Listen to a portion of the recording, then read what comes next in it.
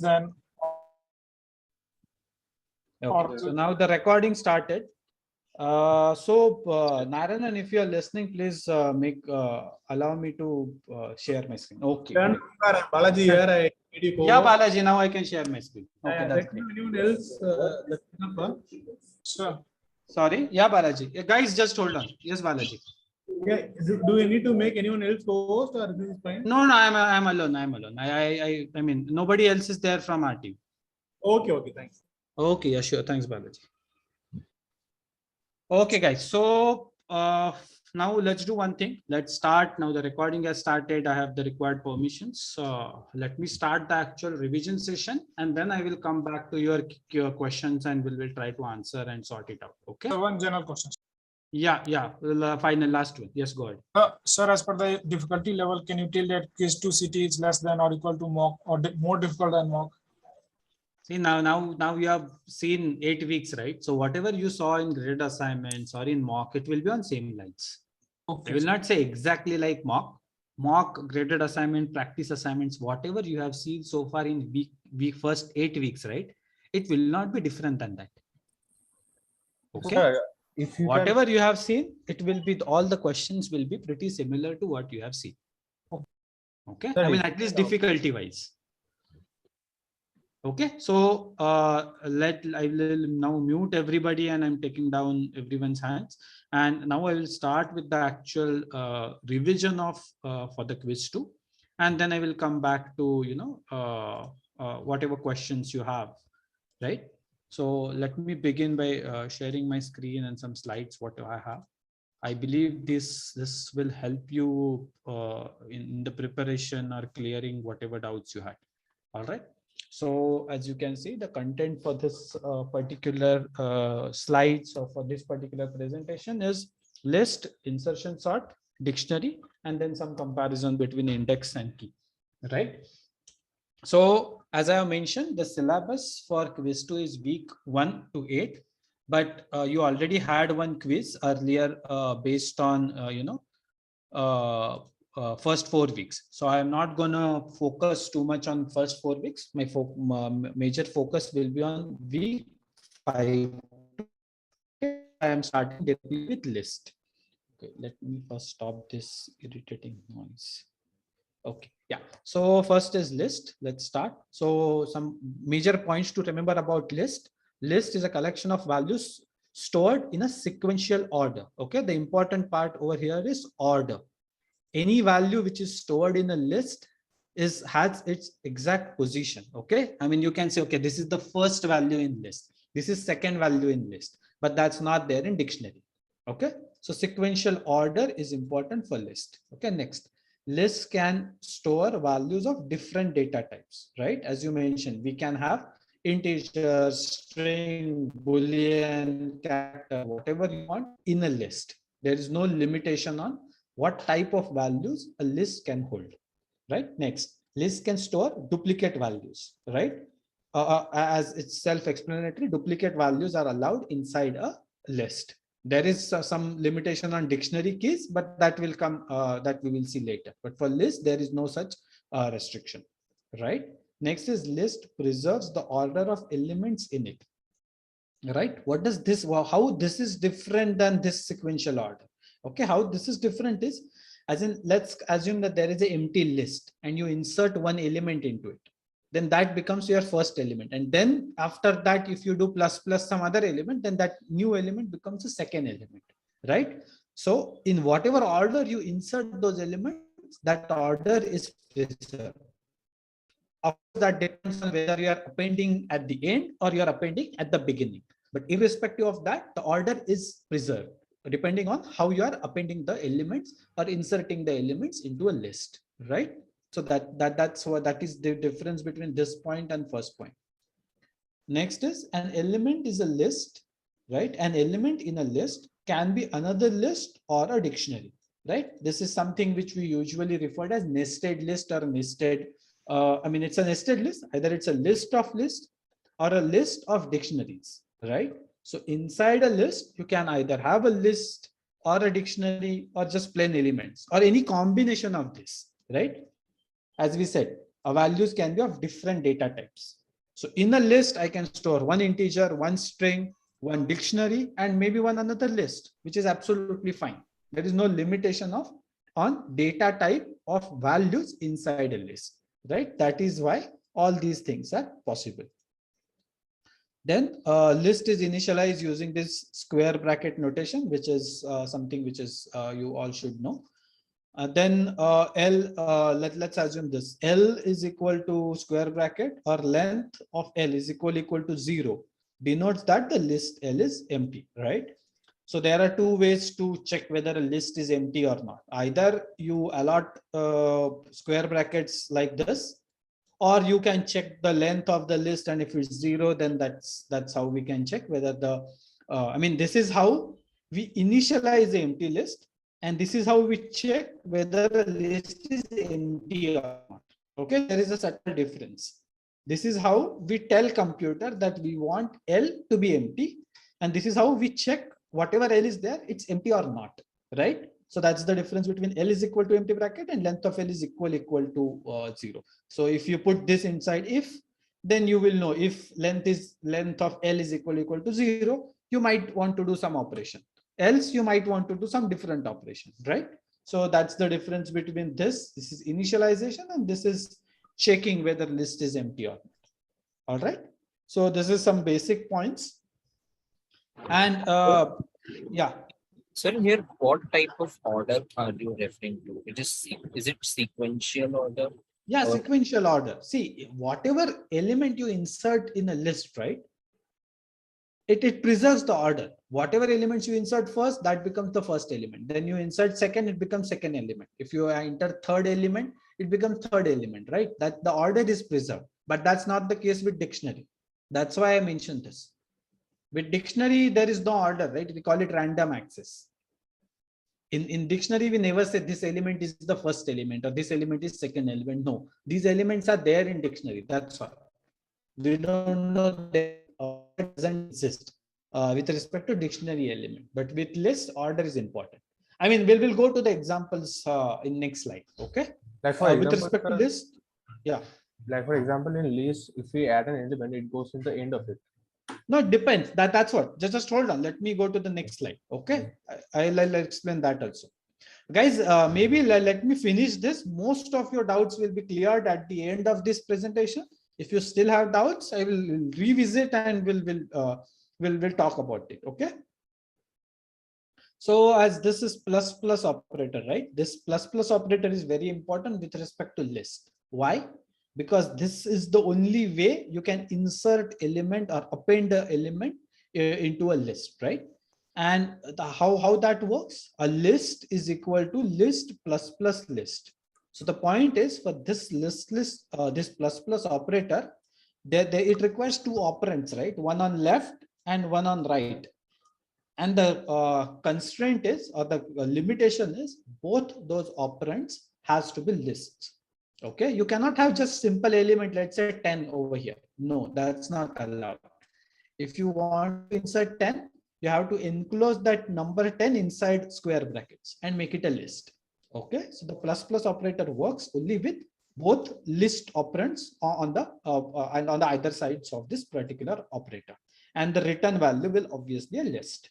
Okay, that will demonstrate now with an example. So Right? is it also applies for list with list? Yes, doesn't matter. See, if you are using plus plus operator on both side, list should be there. That's how it is. Doesn't matter whether inside that list you have another list or not. Okay. Okay, so if you want to create list of lists, then you have to put square bracket even outside the list. Then only it becomes a list of lists. Again, as I said, that will also come in upcoming slides. Just be patient. Assuming all these doubts, I have prepared these slides. So let me finish with these slides. Anyway, as you can see, only 10 slides are there, right? So just listen to me for next 15-20 minutes. Then let me open the, this meeting for questions and answers. Okay. I'm pretty sure most of your doubts will be cleared at the end of 10th slide. Okay. Just be patient for next couple of minutes. So as I was saying, plus plus operator is used for two different operations. One is append and another is called extend. They might look same, but there is a small difference into these two. What is append and what is extend? Okay, now let's see that. Append is it merges two lists, right? So for example, you have L1 is 1, 2, 3, and you have L2 which is which is A, B, and C, right? There are three strings of with one character in it. So A is a string, B is a string, and C is a string. Why string? Because they are in double quotes, right? That is from week 1. You should know that. Now L1 is a list, L2 is a list, and when we both are list, so definitely we can use plus plus operator along with it, which we used. And now because of that, it is now 1, 1, 2, 3, A, B, C. Now why this happened? Because we said L1 plus plus L2. That's why all the elements of L1 came first, followed by all the elements of L2. If we reverse this, right? For example, instead of L1 plus plus L2, if I reverse this, that means if I write L2 first, L2 plus plus L1, then what will happen? ABC will come first, then it will follow, it will be followed by 1, 2, 3, right? That is what the sequential order I was talking about, right? This particular order is important. Whatever is on the left side of plus plus comes first, and whatever is on the right side of plus plus appears after that. Okay, that's the sequential order I was talking about. Okay, now next point is extend. Now let's see what is difference between append and extend. Append was, let me revise, append is merging two lists, right? L1, L2 both were list. In extend, it adds an element to a list. That means L is just a list of 3 elements, 1, 2, 3. And X is just a variable, right? Just integer variable. X is equal to 4. It's an integer variable. And now I want to append this X, as in this 4, into this list. And I want to make it 1, 2, 3, 4. So now I cannot write X directly. Over here, I was able to write L2 directly because L2 was a list. Now X is not a list, right? X is not a list, it's integer. So that is why I had to put this X inside square bracket, right? Because of this particular clause, both operands has to be lists. Now L is a list, X wasn't a list. I put X inside square bracket, made it a list, and now plus plus operator can work with it. And that's how you got 1, 2, 3, 4. Once again, order is very important, right? As I mentioned, L plus plus X. That's why it became 1, 2, 3 followed by 4. If I made like this, X plus plus L. Now 4 came first, followed by 1, 2, 3, because the left hand side of plus plus operator was X, right? That's that sequential order. Now just remember this, L plus plus X or X plus plus L are incorrect statements because X is an integer variable, not a list, right? That is what my point was earlier, right? If it's an integer, you cannot use it with plus plus. If you want to use it with plus plus, you have to put it in a square bracket. That's how it works. All right. Hold on just for a minute. Guys, just hold on for a second. Okay.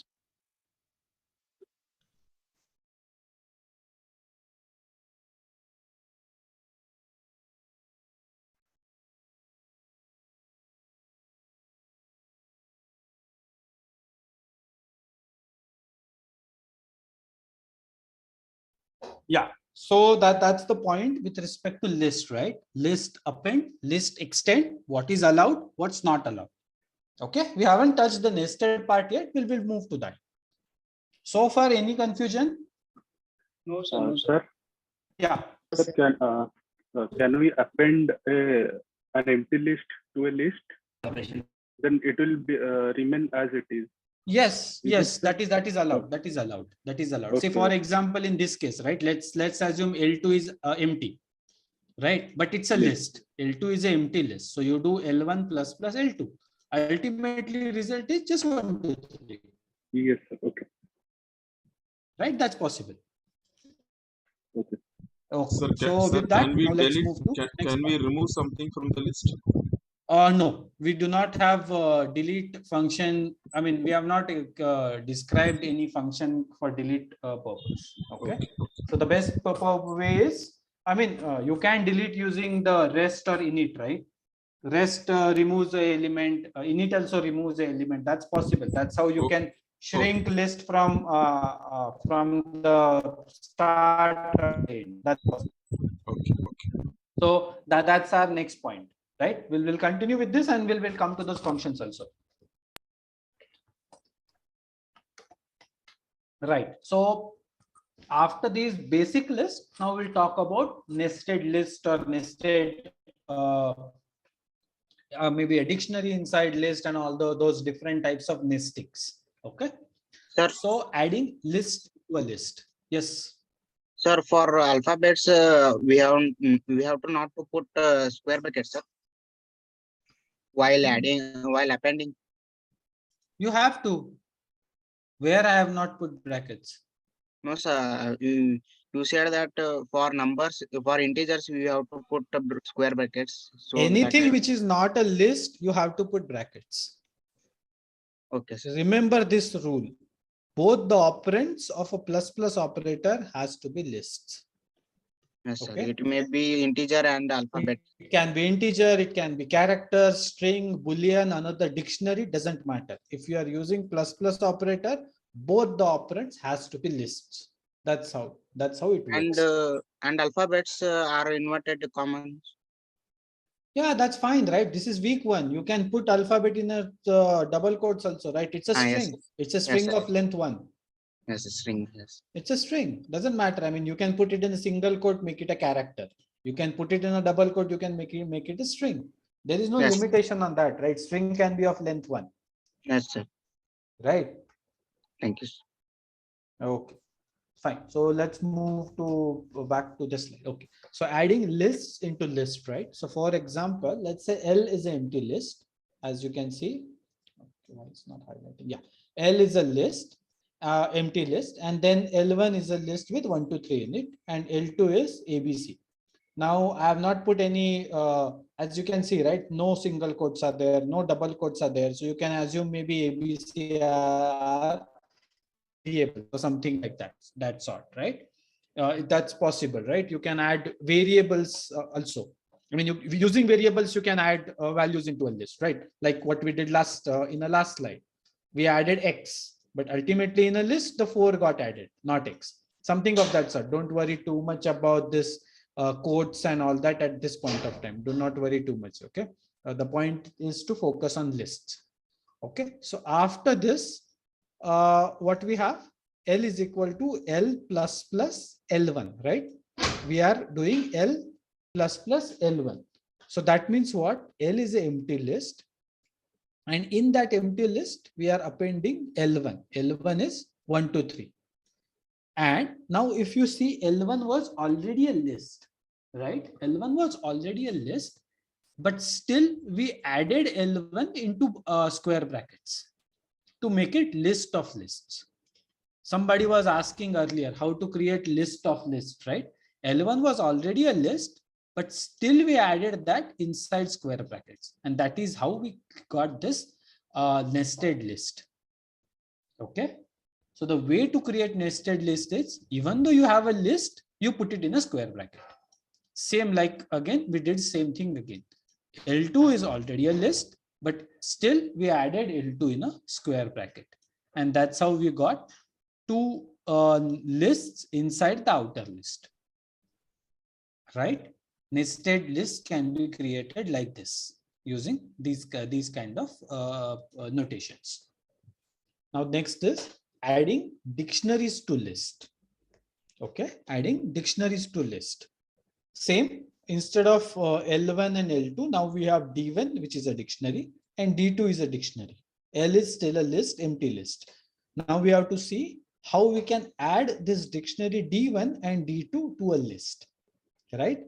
L is equal to L plus plus. Now, as you can, somebody was asking earlier, D1 is a dictionary, right?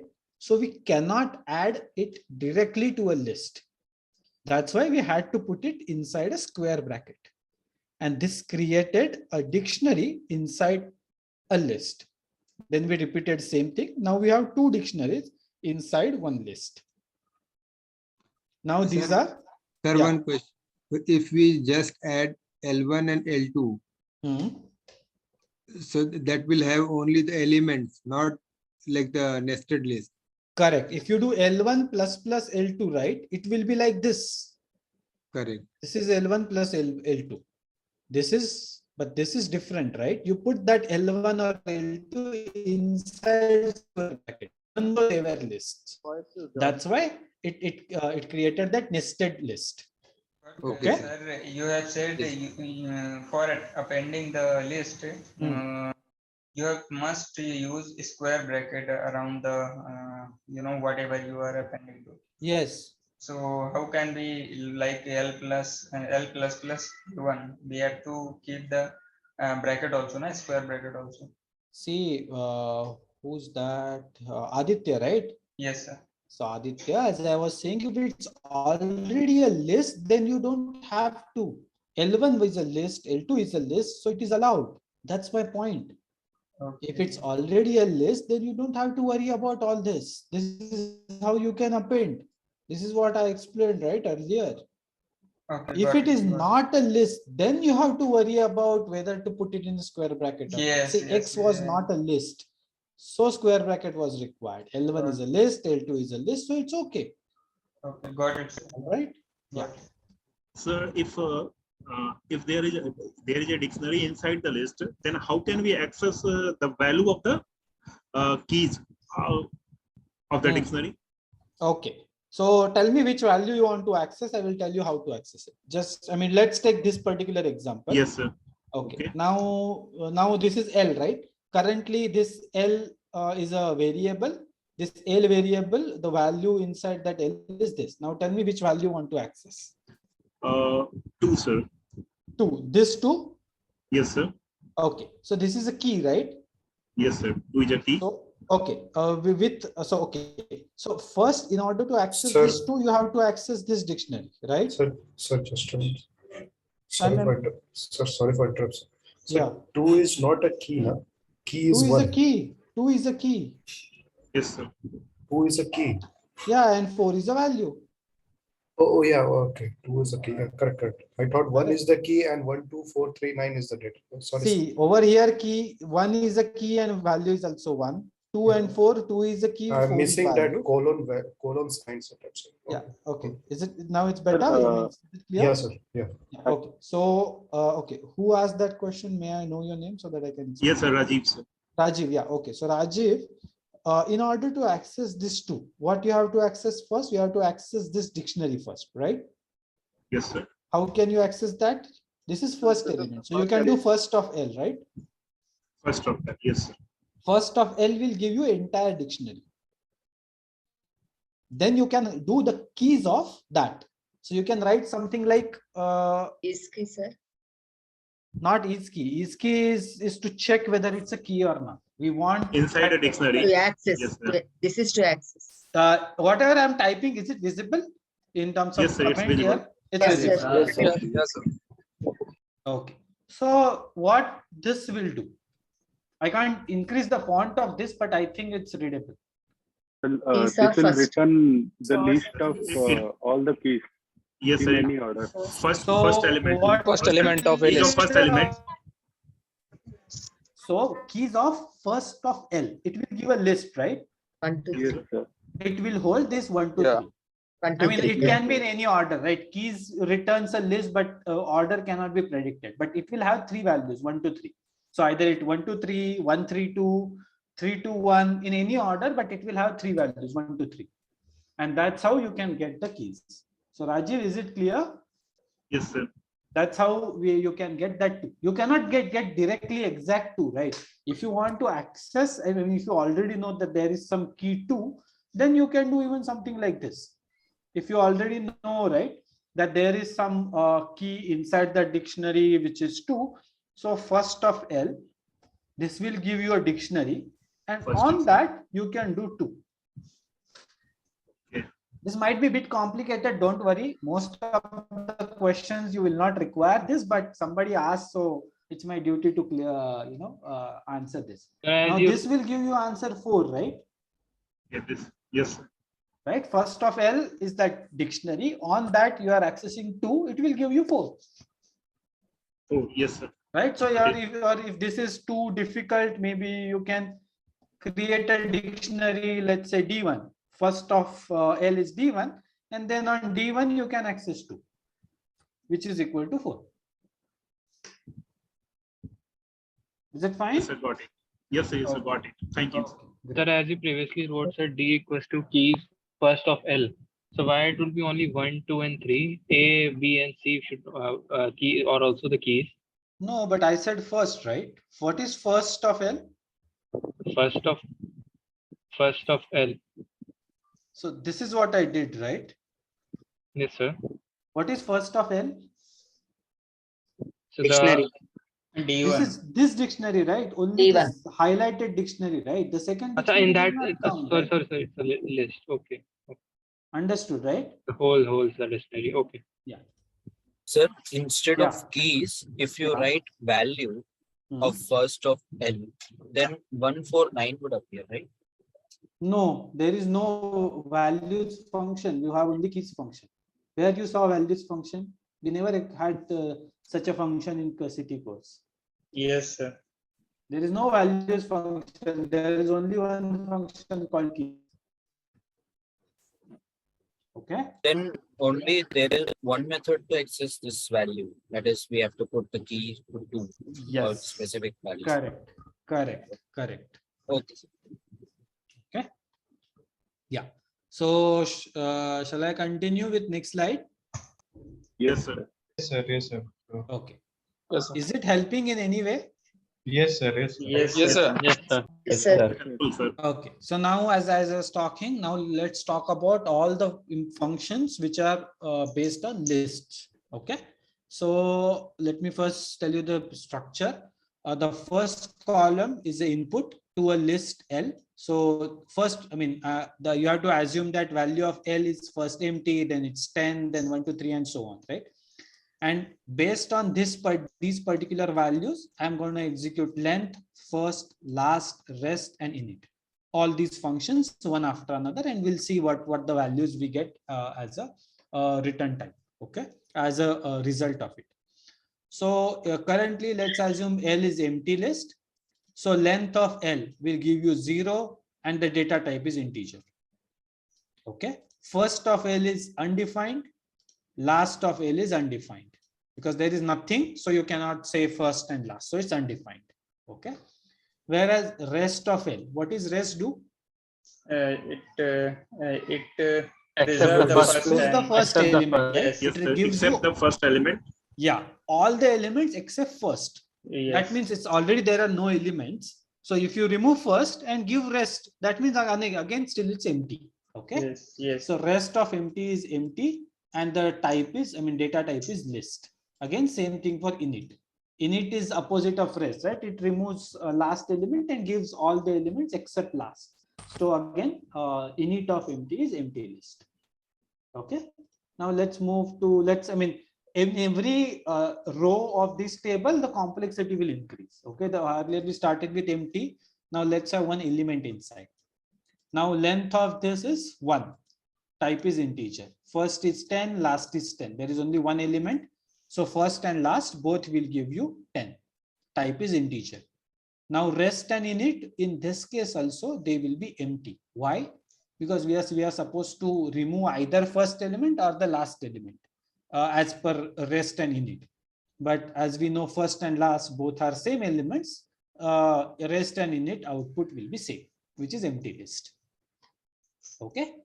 Moving to next. Now it's a slightly bigger list with 4 elements, 1, 2, 3, 4. So length of this is 4 because there are 4 elements, and this length function will return integer. Now first is 1 because that's the first element. Last is 4 because that's the last element. Rest returns what? All the elements except first one. That's why the answer is 2, 3, 4. You remove first element, remaining is your rest, right? And init. And the rest actually stands for that, rest of the elements. So rest of the elements are 2, 3, 4, right? Init stands for initial, right? So initial part of it. So initial part of list except last one. That's why 1, 2, 3. Okay. Now it's not true only for integers. It can be done for values with strings also. So now we have ABC as strings here. So length is 3. First is A. Last is C. And then rest is this B comma C. And init is A comma B. Just like what we saw in previous example with 1, 2, 3, 4. Clear? Yes. Now we'll move to Yes, sir. yeah. So now we'll move to something which is slightly complicated. As I was talking earlier in the first slide, right? We can have different data type values inside a list. So this is 2 is integer, this is string, these are again integers, and these are strings. So any combination of this is possible, right? Not just this. And any combination of any data type is possible inside list. So even in this case, irrespective of what data types are used, all these functions work same. So length is 6, right? 1, 2, 3, 4, 5, and 6. So your length is 6. First is 2 because that's first. Last is A. Now you have to know one point you have to notice is now we got this A, right? As a string, but this time you have to check the return type is string. For last, the return type is string, but for first, return type was integer, and you cannot predict that what will be the return type of first and last. It completely depends on what is the data type of value inside list. So for first and last, right? Sometime it will be integer, sometime it will be a string, sometime it will be a list, sometime it will be a dictionary, and so on. Same thing for last. Integer, string, list, dictionary, all those are possible with first and last alone.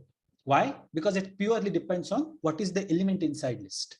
But if you look at length, right, it is always integer, no matter what.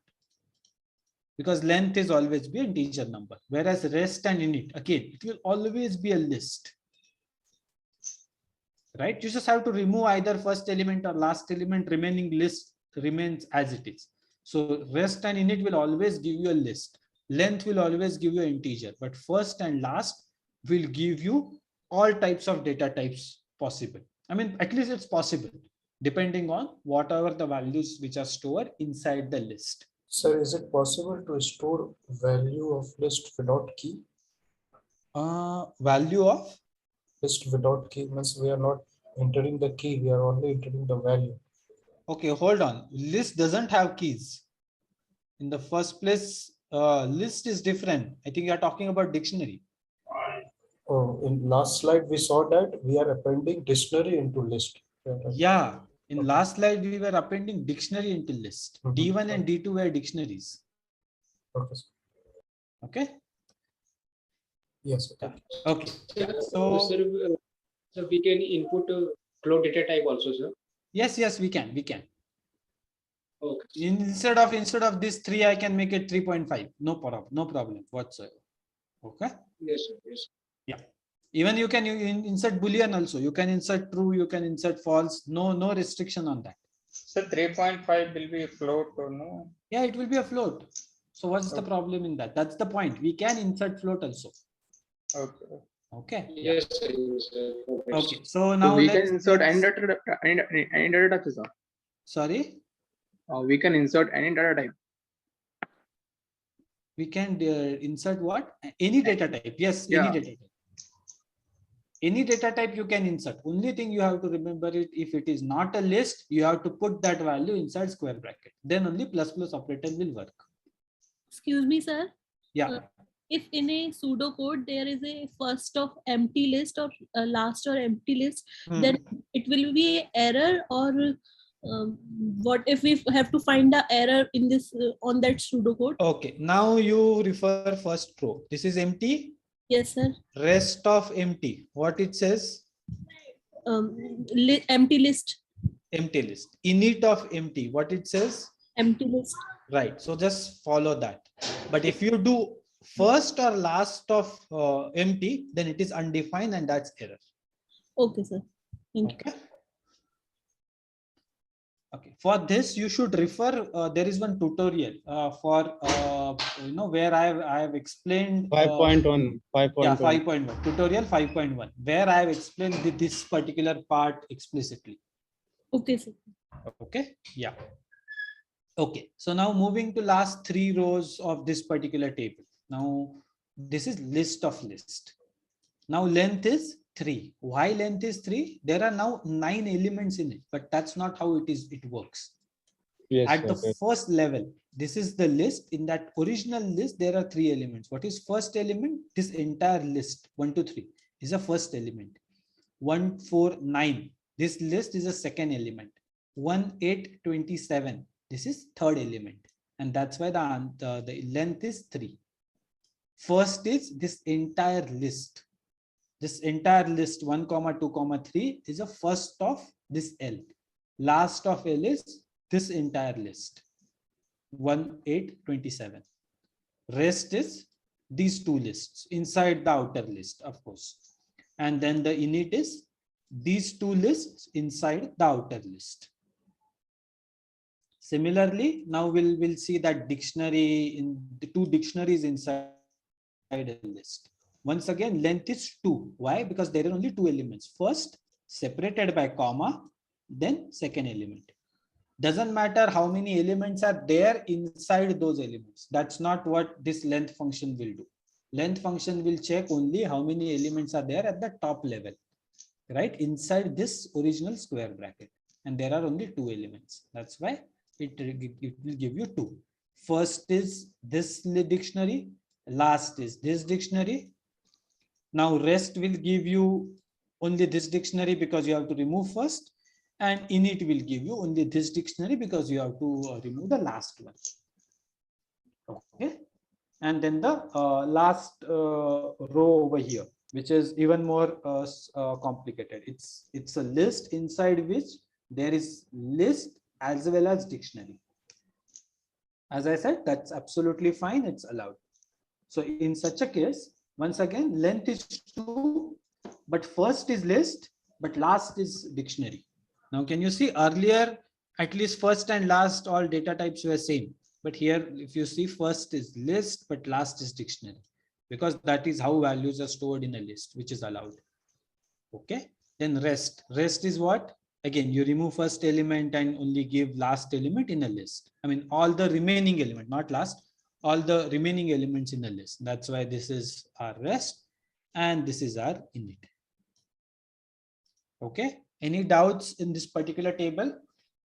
So can we conclude that first and last are element wise specific, whereas Yes. rest and init are just removal of one element, and rest their characteristic of list is intact? Yes, correct. Absolutely. And member list is also, have you covered it in next? Yes, sir. There is a operator member.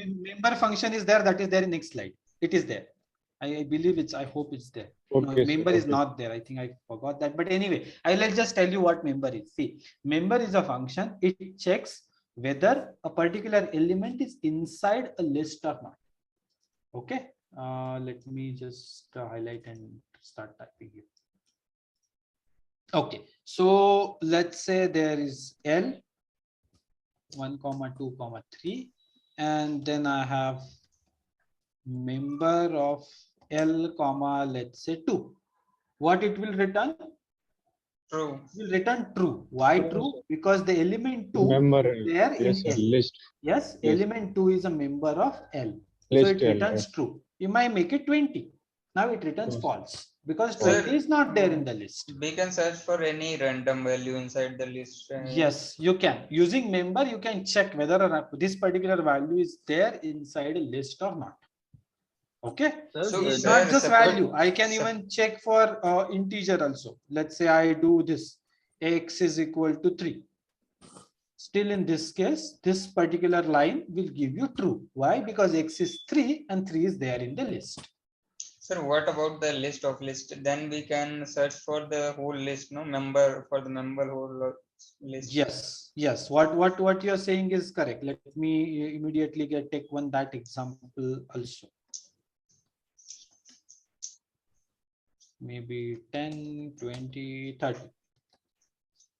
Now what? Now over here, you can do something like this, 1, 2, 3.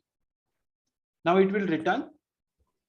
True. What will it return? It will return true. It will return true. But instead of this, if I write just this, It is what not it will return? invalid. No, not invalid. It will return false. False. Yes. False. It will return false. Okay. Okay. Because one is there. See, one is there in a list, but not in L. It is there in first of L. Yes. So if I, instead of this L, if I make it first of L, now it will return true, which was false earlier, So right? inside the member, we can use the operator first, length, last, rest. I mean, it's better not to write programs like this. As a good programmer, you should avoid such things. But just for explanation, I am saying it. You see, computers will not stop you from doing this. But as a good programmer, you should. It's better to have another variable you store first in that and pass that variable here. So that's that's something you will learn over a period of time when you actually start programming. Okay. What is a good practice in programming? What is bad practice in programming? So those good do's and don'ts of programming will come to that from Python on. Okay. Right now, don't worry too much about that. Okay. Okay. Yeah. Excuse me, sir. Clear? Yeah. Yes. Sir, what is the sign of length and member in L? Sorry. What is length or list difference? I'm really sorry, I'm not able to understand what to length is the number of elements in present list. Yes. And list is the elements containing symbol of, sir, I want to know symbol of length and list difference. Say length, this is how we write list using square bracket. Length is a function which you can use on a list. Length of L will give you the total number of elements inside L. Given list. Sir, okay, sir. Yes, basically count of the list. Yeah, it counts the number of elements inside the list. So what if the list L has a dictionary and will it search for the key or the value, sir? For member? Yes. No, same thing, right? If there is a dictionary, right? For example, it will not search for Okay, any of got those it, sir. It will search for the entire dictionary if it's there. Exactly. Okay. So if this is the case, right? In this case, it is false. Instead of 1, I make it 20. It is still false. If I check for something like this, then only it will be true. Okay, yeah, got it. Got it, right? Yeah. Sir, can the data type occur in any order in a list? Data type? Can all the data type occur in any order in a list? Yeah, absolutely, in any order. There is no limitation, no restriction, no constraint on that. Any order is fine. Okay. Sir, this idea of having different data types in a list, right? Yeah.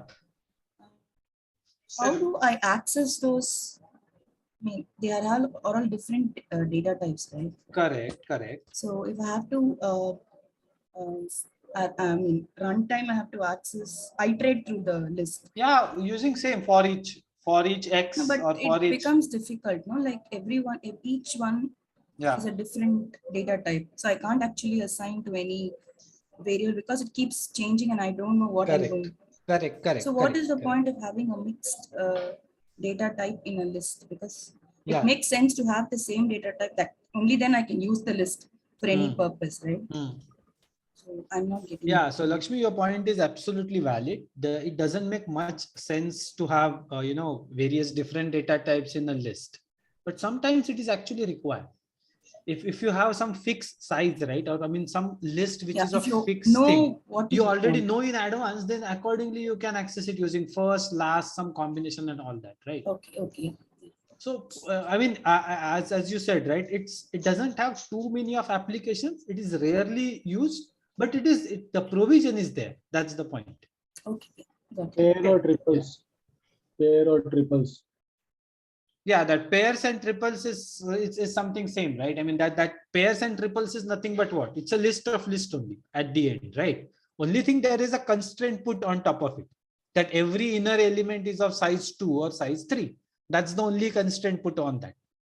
Otherwise, it's just simply a list of list only. Sir, can we use member operator in the dictionary also, like member, and instead of list, we can search for keys inside the dictionary by the member Dictionary, operator. Aditya, hold on. Let's finish list first. I have a few more slides on dictionary. We'll talk about dictionaries at that point. Let's finish list first. Any doubt on list? Sir, no, sir. Yes. Sir, in the same example, when you took list of list 1, 2, 3, and then you said we should write list 1, 2, 3, L comma list 1, 2, 3, then it will only found it, or first L, then we should write the 1, then it will found. But what if we write member L comma the in a square bracket the number we desire of? Will it be? Hold on. There's something went wrong. I'm not able to type anything. Okay, yeah. L is equal to. It's a nested dictionary. That's what you're saying, right? Yes, sir. You took this example 10, 20, 30, and whatever. Yeah, correct. Okay, then after that it said member L, comma, we should write only that square bracket 1, 2, 3, then it will only say yeah, it is there. Otherwise, we should write first L, then we should write in square bracket the number we desire to be found of. Correct. But can we write a member L, comma, square bracket 1? Then it will be true or false? Member square bracket? Square bracket only 1. If I am going to find L 1, will it be false? Okay. This is what you are saying, right? I mean, you keep that L there as it is, and this thing you are talking about, right? Yes, this is false. Okay. Do you have any element like this? No. This will be true only if you have something. Okay. Sorry. Yeah. So for this, first of L comma 1 will be true, sir. First of L comma 1. First of L. So it will be true. You told us. No. In this case, this 1 will be true. Even in this case, if you make like this, it is false. It is still false. This is false. But this is false. But if you remove this, now it is true. Okay. Okay. Yes, sir. Thank you. All right. So member function, is it clear? Yes. I mean, there are not too many things you can do with member function. That's why doesn't fit in this particular table to per se. So that's why it's not there. But anyway, it's good that you guys reminded me about member. Next time I will prepare one separate slide for it. Anyways, fine. So this is clear, I believe. Let's move to next slide.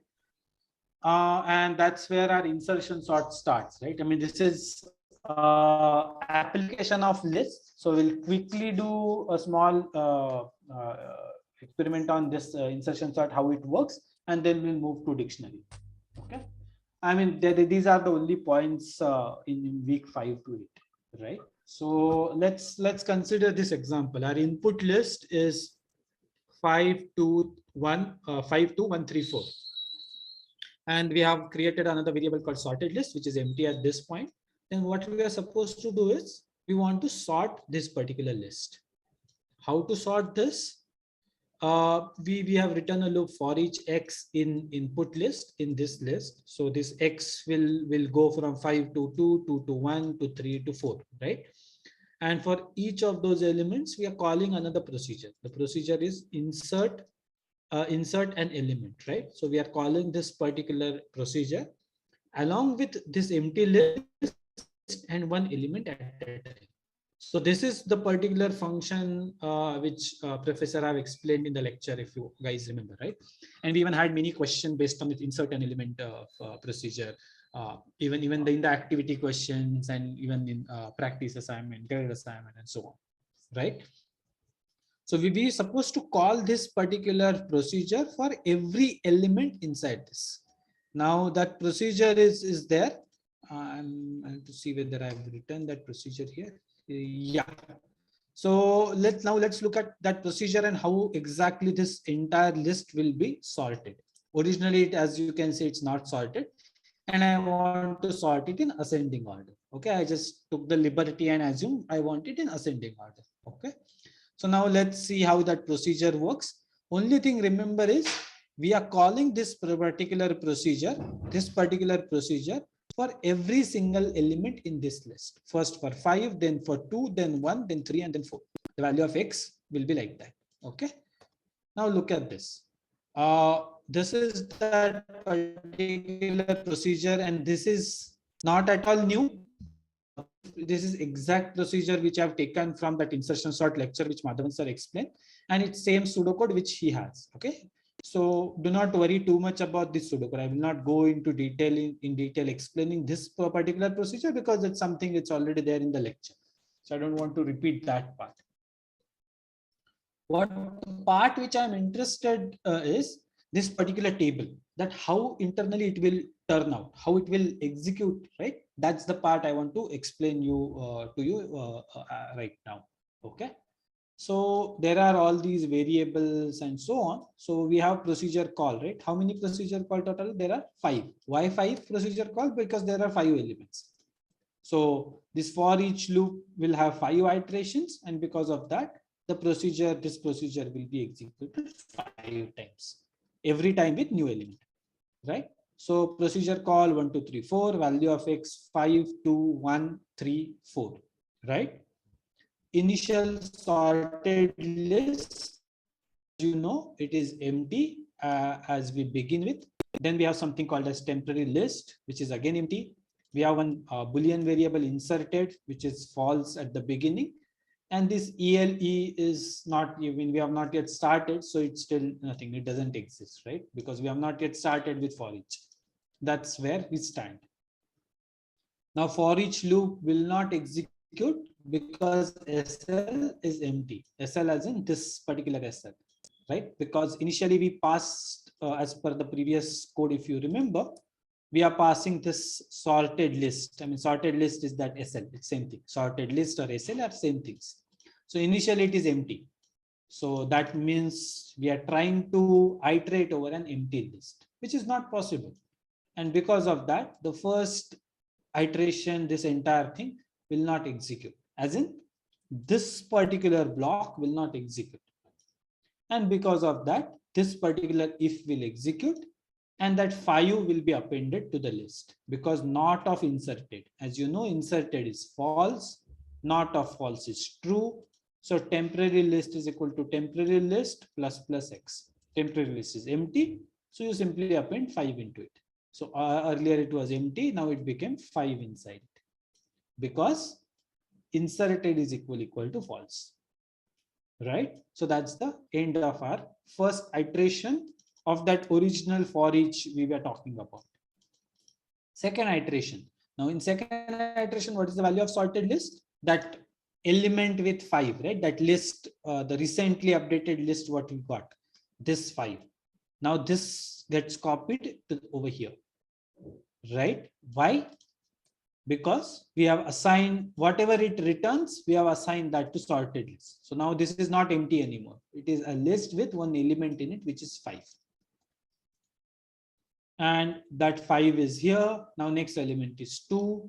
Temporary list, again, as we are starting this procedure again, temporary list is empty, inserted is false. So that as it is, now EL is 5. Why 5? Because that's the only element in the SL, right? Which is this for each. And that's how we will see that the 5 is there. Now, what happens is, now the element is 2, right? And now 2 is less than EL. This particular condition is true, right? It is true. And because of that, inserted became true, and the 2 got inserted in this temporary list, in the temporary list. and then we keep going on, and at the end the 5 will got inserted over here. So that's how, I mean, if you want, I can continue the procedure, but that's what will happen for element 1, element 3, and element 4, and we'll get our final list at the end of this insertion sort. Right? I mean, this is nothing new. I just want to show you this entire execution wise how it actually happens, how value of each variable changes with iteration. So it's better to have this somewhere ready. It helps you prepare well. Otherwise, this is not at all a new pseudocode. So I don't think there is any confusion. If you are not able to understand this pseudocode, better you should watch that particular lecture in week 6, I believe, the insertion sort lecture. I don't remember exact number. Somebody can help me out with that. Insertion sort lecture, which is by Professor Madhavan, where he explained the same pseudocode. Sir, please explain one more step, sir. Step 4. Step 4. This one. Yes, yes, sir. Yeah. Okay. So the point is, at the end of step 3, this is the value of sorted list, because yes, we had 5, 2, and 1. So now yes. 1, 2, 5 are there. Yes, sir. And now we are trying to insert 3 into it. As always, we started with empty list and false. Yes. Then we access the first element of that particular. And it is less than 3. Yes, the 1 is less than 3. Because it is less than 3, we are supposed to immediately insert it and make this true. List, yeah, true. Yeah, so we inserted that. And that will be, I mean, I should have made a return to everywhere, but you know that. Yes, yes. Same thing for 2, same thing for 3, right? Yes, sir. Yes, for sir. Whatever was there for 1, again it is true for 2, this element 2 also, right? And because of that, 1 and 2 got inserted. After that, when 3 came, now 3 is again also less than 5. Yes, sir. So you added 3. So 3 will be, yeah. 3 is also added, and it's true. It became true. In fact, I mean, it will become true only when we add this 3. Yes, sir. Because this x is less than ELE, right? less than 5. Yeah. Less than 5, right? Yes. Less than 5. Less than 5. Yeah. Less than 5. And then that's the point when this particular if is done, right? Yes, sir.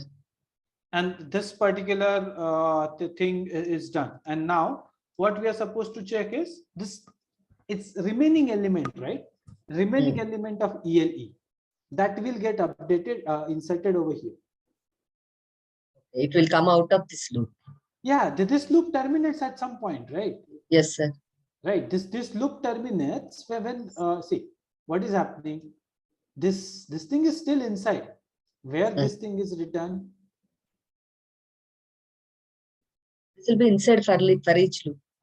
Yeah, it is inside for each loop only. Yes, right? sir. Because yes, we sir. have to add this for every element. See, right now there's only 1, 5. Let's say there is 7, 8, and 9.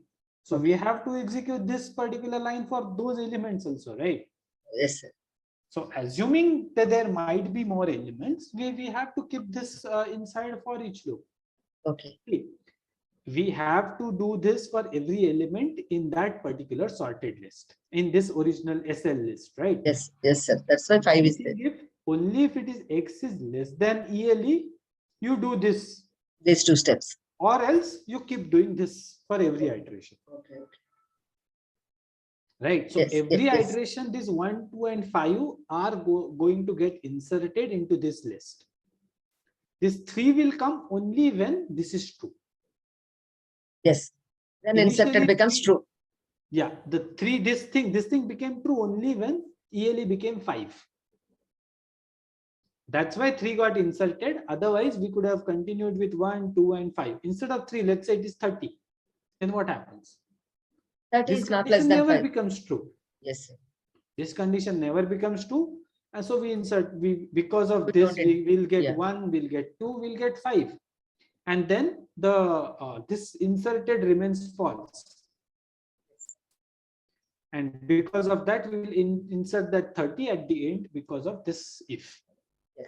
That is it. Thank you. Okay. Yeah. Yes. And sir, if we want to do the descending, then we just change the sign of that. Yeah, If it is correct. This sign you have to invert. Right now it is Yes. x less Greater than than. yearly. You make it Greater x than. greater than yearly. It's a descending order. it will be descending, right? Right. Correct.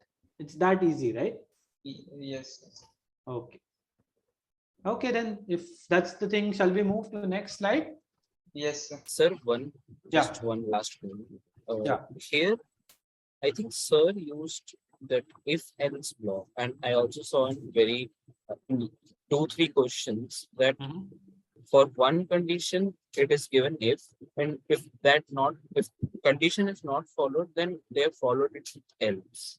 So should we not do in the second step also like? No, I don't think for this pseudocode there is else part is there. Actually, it's not required. Okay. Not required. Maybe you should go and back and check those that particular lecture. It's not required for this. You might have seen that at some other example, some other place, but for this insertion sort, this is the pseudocode. Only difference is sir has written this if and this if in the same block.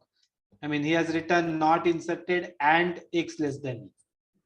So that's the only difference. For explanation purpose, I split those conditions into 2 ifs, but otherwise he just use and operator there. Other than that, the entire pseudocode is same.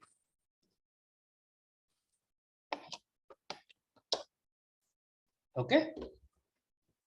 Fine. So let's move to now the dictionary part. Last 2-3 slides. Okay. So dictionary, again, some key points to remember about dictionary. Dictionary is a collection of elements stored as a pair of, I mean, it's an entity, right? This entity, I mean, every element in a dictionary has 2 components. First component is referred as key, followed by colon, followed by value, right? So it's a key value pair. Every element in a dictionary is a key value pair. Okay. The dictionary can store keys and values of different data types. Once again, just like list, there is no constraint on data type. All the keys and all the values can be of different data types or same data types, or any mix and match is allowed. Okay. There is some limitation on what data type keys can have, but don't worry too much about this at this point of time. Okay. Then dictionary can store duplicate values, but keys must be unique. Okay. Just like list, dictionaries can also store duplicate values. Okay. Values can be duplicate, as in this right side part of the colon. Whatever is after colon can be duplicate, but the keys must be unique. That means the left side of colon has to be unique across entire dictionary. Right? Then only you can identify something uniquely, right? Other, if a key is duplicate, then there is no way to identify a value using key. I mean, then it loses its purpose. So key has to be unique. Sir, for the same key, if we assign the value, it will replace the older No, value. it will give you error. It will give you error. It is invalid statement. If you insert same key twice, computer will throw error. Okay. Okay, that's not at all allowed. Now, in the next point, dictionary does not preserve the order of elements in it. Right? This is exactly opposite of what we saw with list. With list, order was there. With dictionary, the word order doesn't exist. It's just a collection of values. Okay, there is no precise order. You cannot say, okay, this key value is first, this key value is second, this key value is third. No, there is nothing like that. It's just like a box, right? Inside box, you put different elements. I mean, and you cannot see that which one is first, which one is second. They can be in any order. There is no order. Okay. So the bookmarks is associated with the dictionary or the list? What? Yes, Saurabh, can you repeat? So the bookmarks. That will be associated with the dictionary or the list? Yeah, the bookmarks is something which is associated. I mean, it's not the accurate term, but yeah, bookmarks are associated with dictionary. So with a bookmark, you can access a specific page of the book directly, right?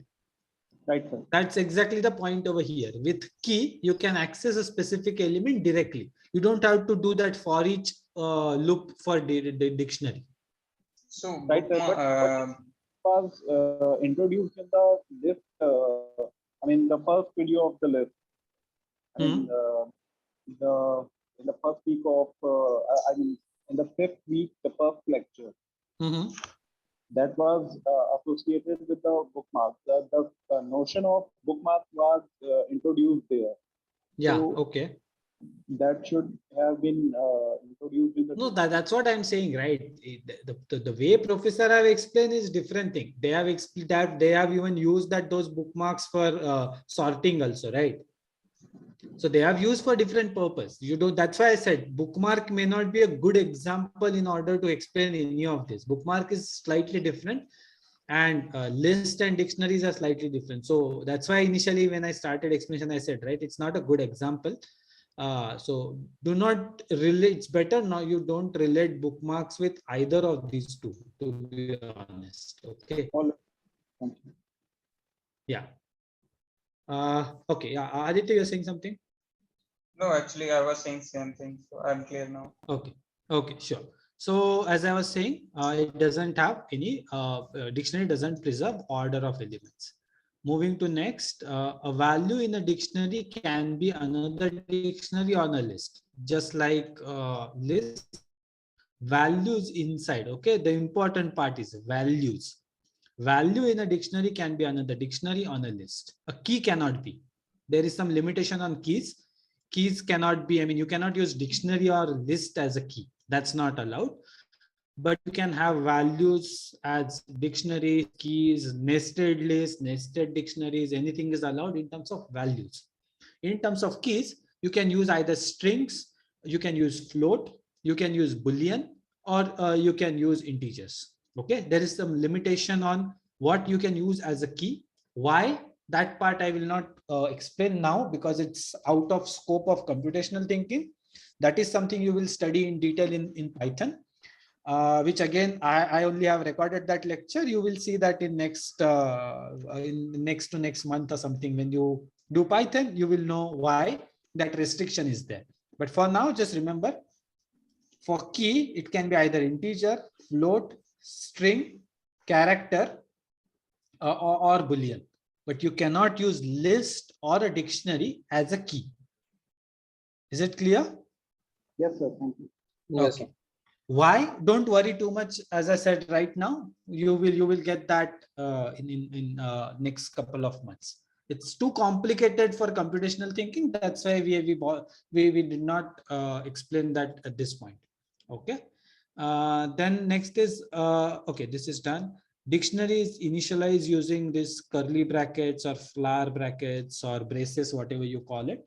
So this is the notation used for dictionary. For an empty dictionary to be precise.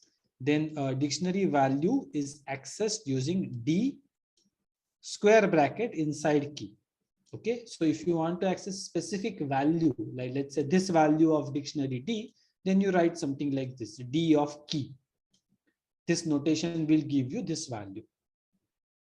Okay, I mean, we'll see this with examples, but this is the overview of dictionary. Okay, now let's see a few examples of dictionary. Now, just like list, dictionary also has two functions. Only thing over here, only we have two functions. With list, we have many functions, but with dictionary, there are only two functions. First is keys, second is each key.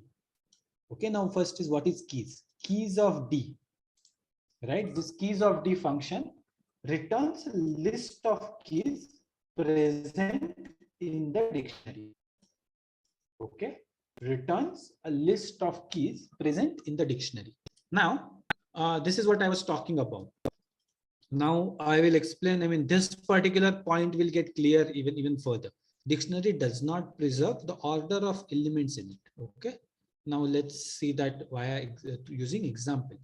D is a dictionary, and it has these values. A is a key, value is 1. B is a key, value is 2. C is a key, value is 3. Then keys of D can return, right? D's of key, sorry, keys of D. Now this function will return a list of keys, right? Most people will say that it will return list of A, comma, B, comma, C. No, that is not true.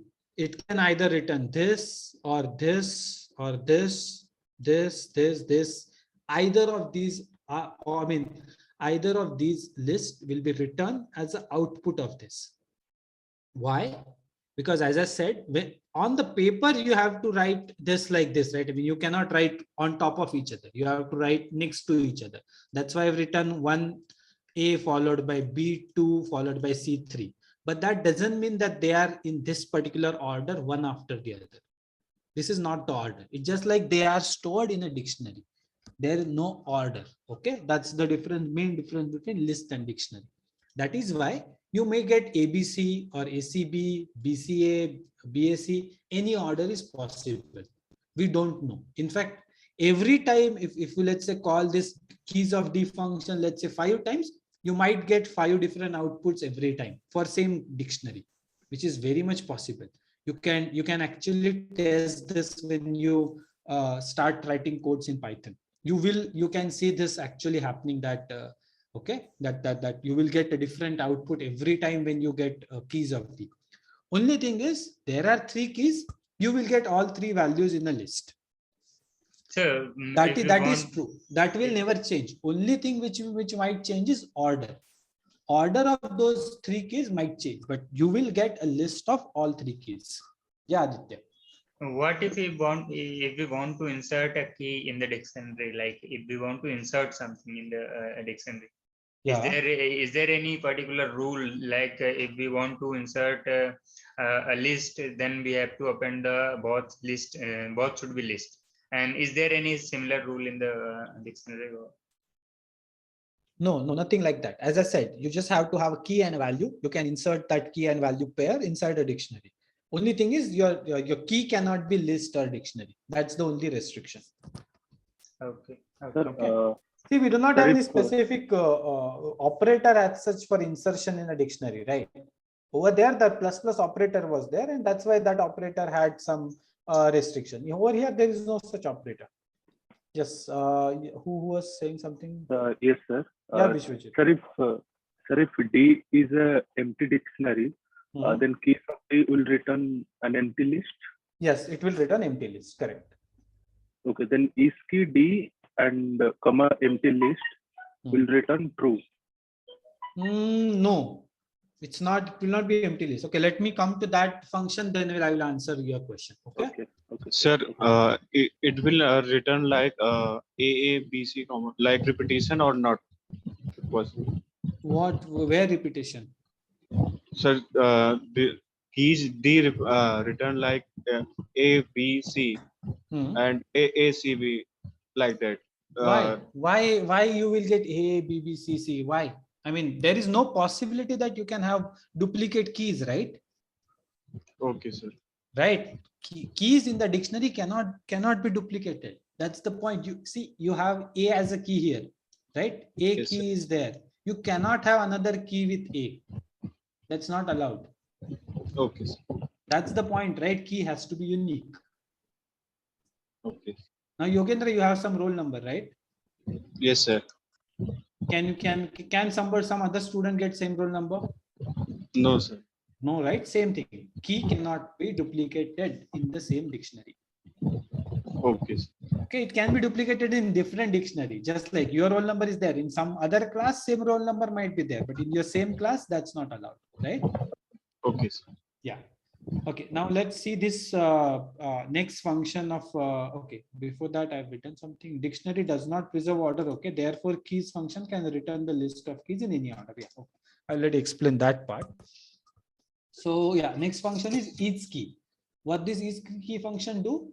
Each key function returns either true or false, right? It checks whether this key, as a key K, exists in dictionary D or not. Okay, it returns true if K is a key in a dictionary D, else it returns false. Now let's see that with some example. First example, D is a dictionary which is this, I mean same dictionary I have used.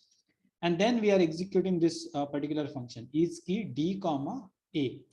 it will return true. Why? Because A is a key inside that dictionary, as you can see here. But then I executed same function with different key, Z. Now you will not see Z over here. So it will return false. Okay, so if this is a key, it returns true. If this is not a key, it will return false. And I specifically saying key, okay? I mean, we are not talking about values. Each key function checks whether this particular second parameter, whatever is there, is a key or not. Yeah, Vishwajit, you are saying something. Is it cleared or you want more explanation? Yes, sir, cleared. But in key sub D, we are having an empty list. Okay. So why is key don't return the same, like true, for checking for an empty list? Okay, hold on.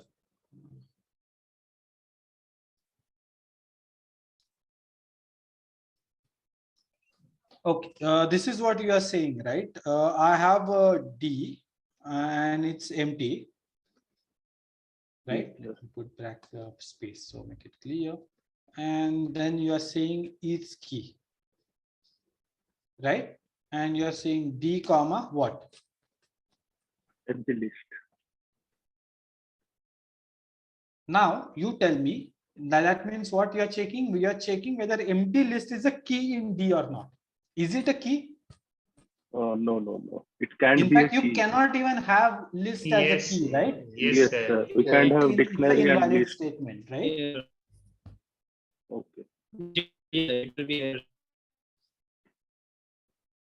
So you can check any other thing. Let's say in maybe in double quotes I type something. This is fine. I mean it will give false, obviously, right? I type some not this, some number. Again it will give false. Yes, sir. Got it. Okay. Yeah. Okay. Sir, Any suppose doubts we so have far a- with respect to keys and each key? No, sir, no. Okay. Somebody else was Sir, saying. I have a question. Sir, sorry to disturb, sir. Sir, Yeah. YouTube link is not there, sir. Yeah. So there was some issue. That's why YouTube link is not there. It is not getting live stream. We are recording it. So after the meeting, we'll upload it on YouTube. So, sir, I have a Thank you, question. sir. Yeah, thanks so much. Yeah. Sir, I have a question. Yeah. Suppose a who's that? dictionary. Himanshu, right? Yes, sir. Yeah, Himanshu, go ahead. Suppose we have a dictionary D and first key as A and B. And the value of A is a You dictionary. have dictionary D, and in that there is key as A. What is value? Yes. D1, another dictionary. Oh, value is another dictionary. Okay. Okay. And B and another dictionary, T2. Another key is B. Yeah, No, another sir, key is in B. dictionary D. No, sir, another dictionary. In D, key is B. Okay, but what is the value for A? That's my point. It's an empty dictionary. Should I assume it's No, empty? yeah. From now, and we have another dictionary. So Okay. suppose if a key has a dictionary, can the key of a dictionary A be A? Suppose. Okay. So you are saying in this I want to use something like this, right? Yeah. Yes, it is allowed. It is allowed.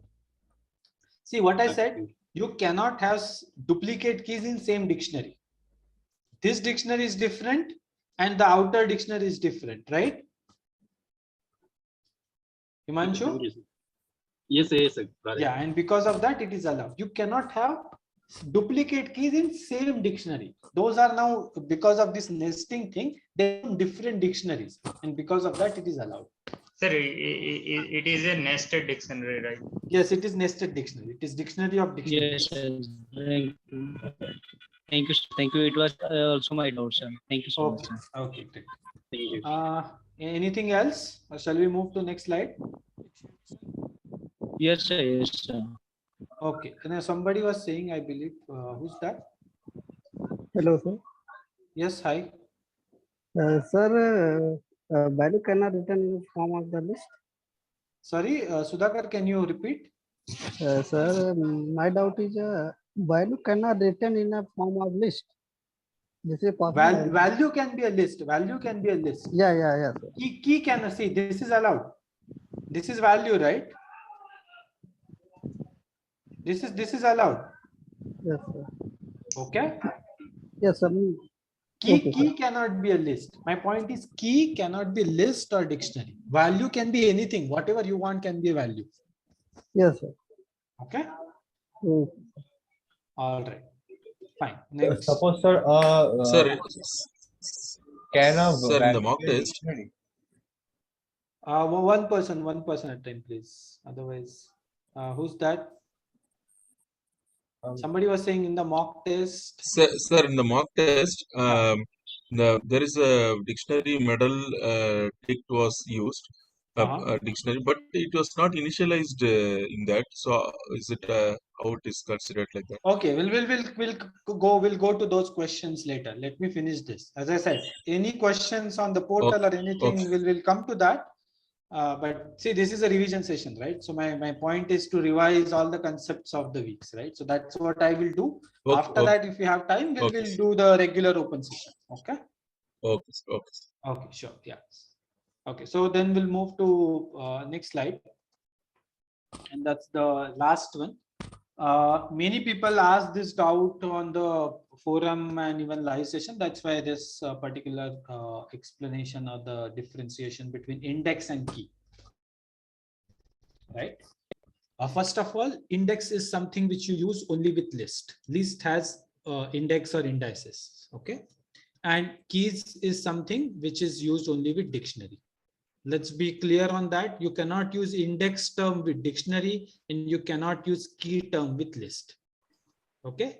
Index means you are talking about list. Key means you are talking about dictionary. There is no other way around. Okay. That's how it is. Second, index indicates the position of the element in the list. I mean, you can say, okay, this is the first element in the list. This is the 10th element in the list. So that 1 or 10, that is nothing but index. And then key. Key is a unique entity used to identify its value in the dictionary. As we saw in previous slides, key is used to uniquely identify a particular value inside that dictionary, right? That is key. Then index is always an integer starting from 0 to n. Okay. And it's a position, right? It's a position. It's the first element, 10th element, 1000th element, 1,00,000th element, and so on. So it's always will be an integer from 0. And as you might know that indexing or this counting starts from 0 in computer science in general, not just list. Anywhere in computers, we always start counting from 0. You must have saw that, you must have seen that on our dataset cards also, right? Our card numbers also start from 0 because of the same reason. Computers start counting from 0.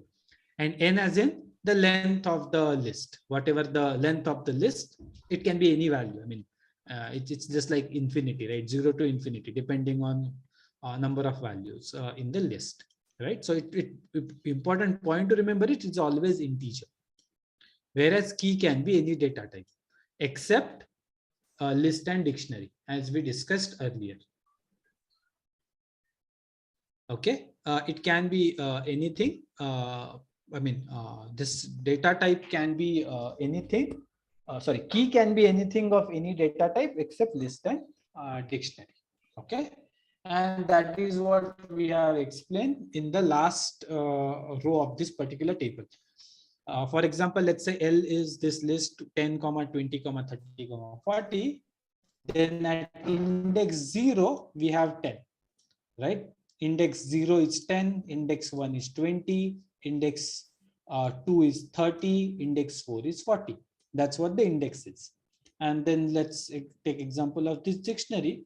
Then D of 2 will give you this 20, right? So this 2 is a key, right? This particular notation D of 2 will give you 20 because this value 20 can be accessed using unique entity, which is 2.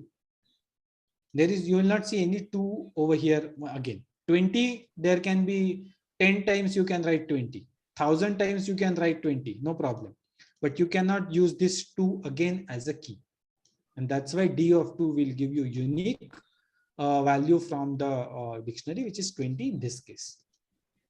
Sir, can D of 4 be Also 20. D of 4 can be 20. Yeah, instead of And 40, I can remove yeah. this and write 20 here. Yes. Suppose if there is one more 20 with Yeah. different key number. Yes. Okay. Yes, it is Yes. valid. See, Yes. key, Yes, sir. see, Key Lakshmi, is unique. remember, Yeah, key yeah. should be Key is unique. unique. Value, Yes. you do whatever you want. Yes, sir. Thank you. Okay. Sir, in the index, in the Yeah. list, index, like it is some contradiction between index. Like if we want to the first element, we want to find out the first element of the list L. So we write first of L, right? Yeah. And here index is 0, and 0 is representing 10. So it's Yeah. somewhere contradicting each other. No, it's right? not contradicting. With computer science, first means 0. That's the point I'm making. Computers doesn't start counting from 1. For us, when we say first, we talk about 1. When we say first, computers consider it 0. That's the point. Okay, so the operator first represents 0. That's Yes, correct. okay. Okay. So I have a question on escape And- function. Yeah. So just before that, so see, humans start counting from 1. Computers start counting from 0. That's why that difference is there. Okay. Sir, index number is generated by the computer. So the key numbers also generated by the computer, or we create the key. We create keys. In fact, index is not generated by computer actually. It depends on how we insert elements, right? When we append element, it automatically gets some position, right? Okay. So it's in our control. When we insert an element, either we insert it, we append it toward the end or at the beginning. Based on that, the index will be allotted, right? So it's actually in our control where to insert the element. And accordingly, the index will be allotted. And sir, what is the significance of index? Like we haven't used index in the list any. Yeah, I know that. See, to be honest, we have never used word index. It's not there in any pseudocode or anywhere. We have not used, as you exactly pointed out. But many students ask this doubt in the live sessions or on the forum. That's why I pointed this out. Okay. Otherwise, for computational thinking, you don't have to worry about index. It's very important, to be honest, but you will use that in from Python onwards. In next term onwards, you will use index very frequently. As of now, we are not using it anywhere.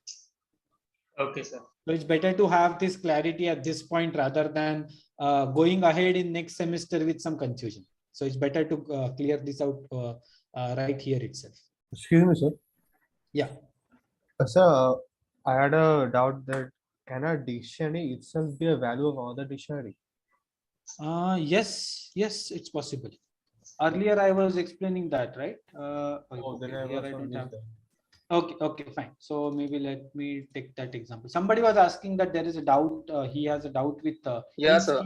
Yeah, I'll come to that. Let me finish this next. I'll answer that. Okay.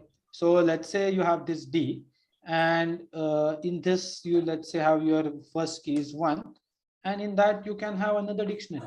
Okay. This is absolutely fine. Okay. And so one more anything, whatever. This is fine. So sir, A is like this is the value of 1. No, not A. The entire dictionary is a value of 1. Okay, yeah. So entire dictionary. So if I write like this, what is the value I will get? Entire that inner dictionary. Yeah. And if I write like this, then I will get 10. Okay. So see, this is how you identify whether it's nested or not. If there are 2 square brackets, one after other, that means there 2 levels are there. If I add third bracket, that means the dictionary has 3 levels. So number of brackets is the best way to find out whether the particular dictionary is nested or not. And if it's nested, how many levels are there? So number of brackets will tell you how many levels are there in terms of nesting. Hello.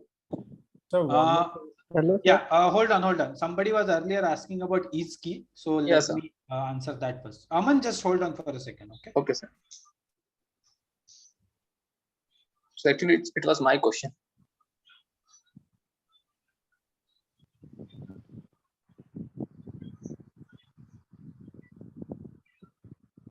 Yes, Aman. Yeah, so I was asking, so how can we use isKey function on a key of a nested dictionary? Okay, let's use the same example. Okay. Yes. Each key you have D, and then let's say I use A over here.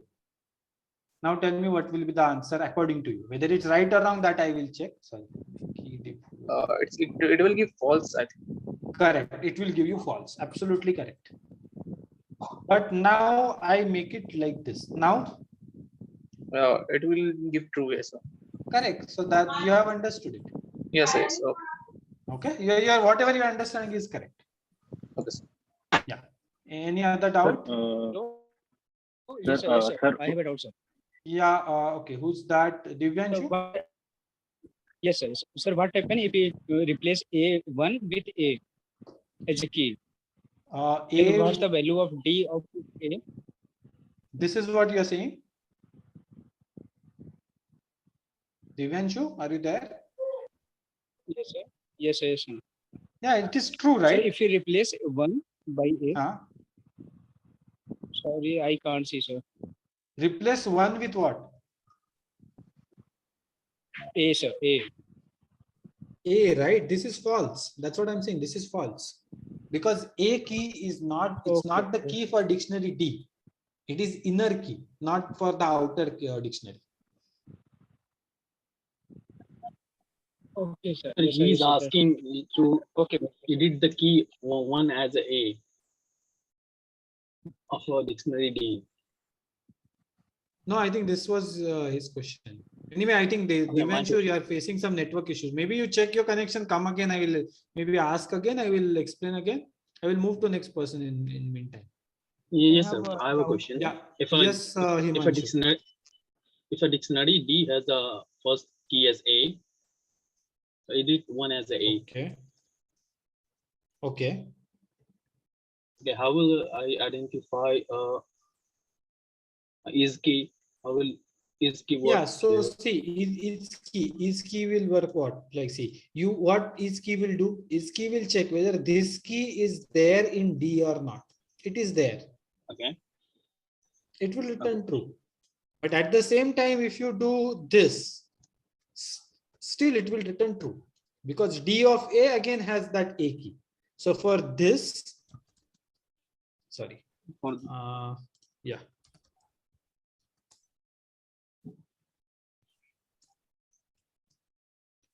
For both these statements, it will return true. Okay. And sir, in the like if B put keys of D here, so it will return list, and then inside that list there will be dictionary like A and 10. No. That okay. Next question is like for nested dictionary, what this keys function will do? That's the question somebody is asking. I don't get the name. Yes, I am Aditya. Oh, Aditya, yeah, okay. So Aditya, this is what you are asking. Yes, right? yes. So output of this will be, that's it, nothing else. Okay, it will give you only the keys in dictionary D. This is not part of D. This is inner dictionary. Okay, got it. Okay, it will give only this. And if I make it, let's say, keep it B to be to avoid confusion. And if I write, let's say something like this, D of A, then the answer will be this. Okay, got it. Okay. I have a doubt here, sir. Yes, Karthik. Sir, my understanding is that the function init, rest, first and last, it is applicable only to list, not to the dictionary, Yes, right? correct, absolutely. Okay. Now, with that in mind, let me go through the example. You have declared a dictionary in which the first index is A. This index is a value is a nested dictionary, which is B is a key. First of all, don't use word index with dictionary. Okay, it's key. Okay, sorry, key. So the D, the key, the initial key of the dictionary D is A. Yeah. The corresponding value of A is another dictionary which contains the key B, whose value is 10. Correct, absolutely. Right. Now, now my D of A will return B. Okay. And 10, D, right? Okay. D of A, right? Yeah. Yeah. It's going to return. No, it will return entire dictionary. Okay. This the output of this will be this. Yeah. Okay, sir. Now, is there any function to just let me know the returned value, whether it is an element or a list or a dictionary? Okay. In computer, I mean, this computational thinking, we have not explained anything of that sort. There are many ways in different programming languages has their own ways of finding out. But in computational thinking, we have not went to that level of complexity. Probably this might be covered in Python somewhere, right? Yeah, not probably, definitely. Without knowing that, you cannot write code. Okay, but it's just slightly complicated at this point of time for a student who is new to programming. So that's why that's not there. So don't worry about that for till the end of this term. From next term, when you start Python, you can start worry about this. Okay, great, sir. Thank you. Thank you very much. Sure, thanks. Yeah, Dave, you have raised your hand for some time now. Yeah, sorry. Yes, sir. Yeah. So my main question is of graded assignment, sir. Question number 7. Hey, okay, I'll come to that. Let me finish this. Yes, sir. That's why. Yes, sir. That's okay. why. Okay, fine. Then maybe you wait for some more time. I will lower my hand. Okay, sir. I will wait. Yeah, sure. I remember that day. We'll come to that. Okay. Yeah. Okay. Wasim, you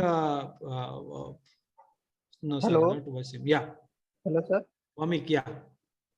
Hello. Yes. Who's that? Sudhakar, sir. Sudhakar. Yes, Sudhakar. Yes, Go ahead. sir.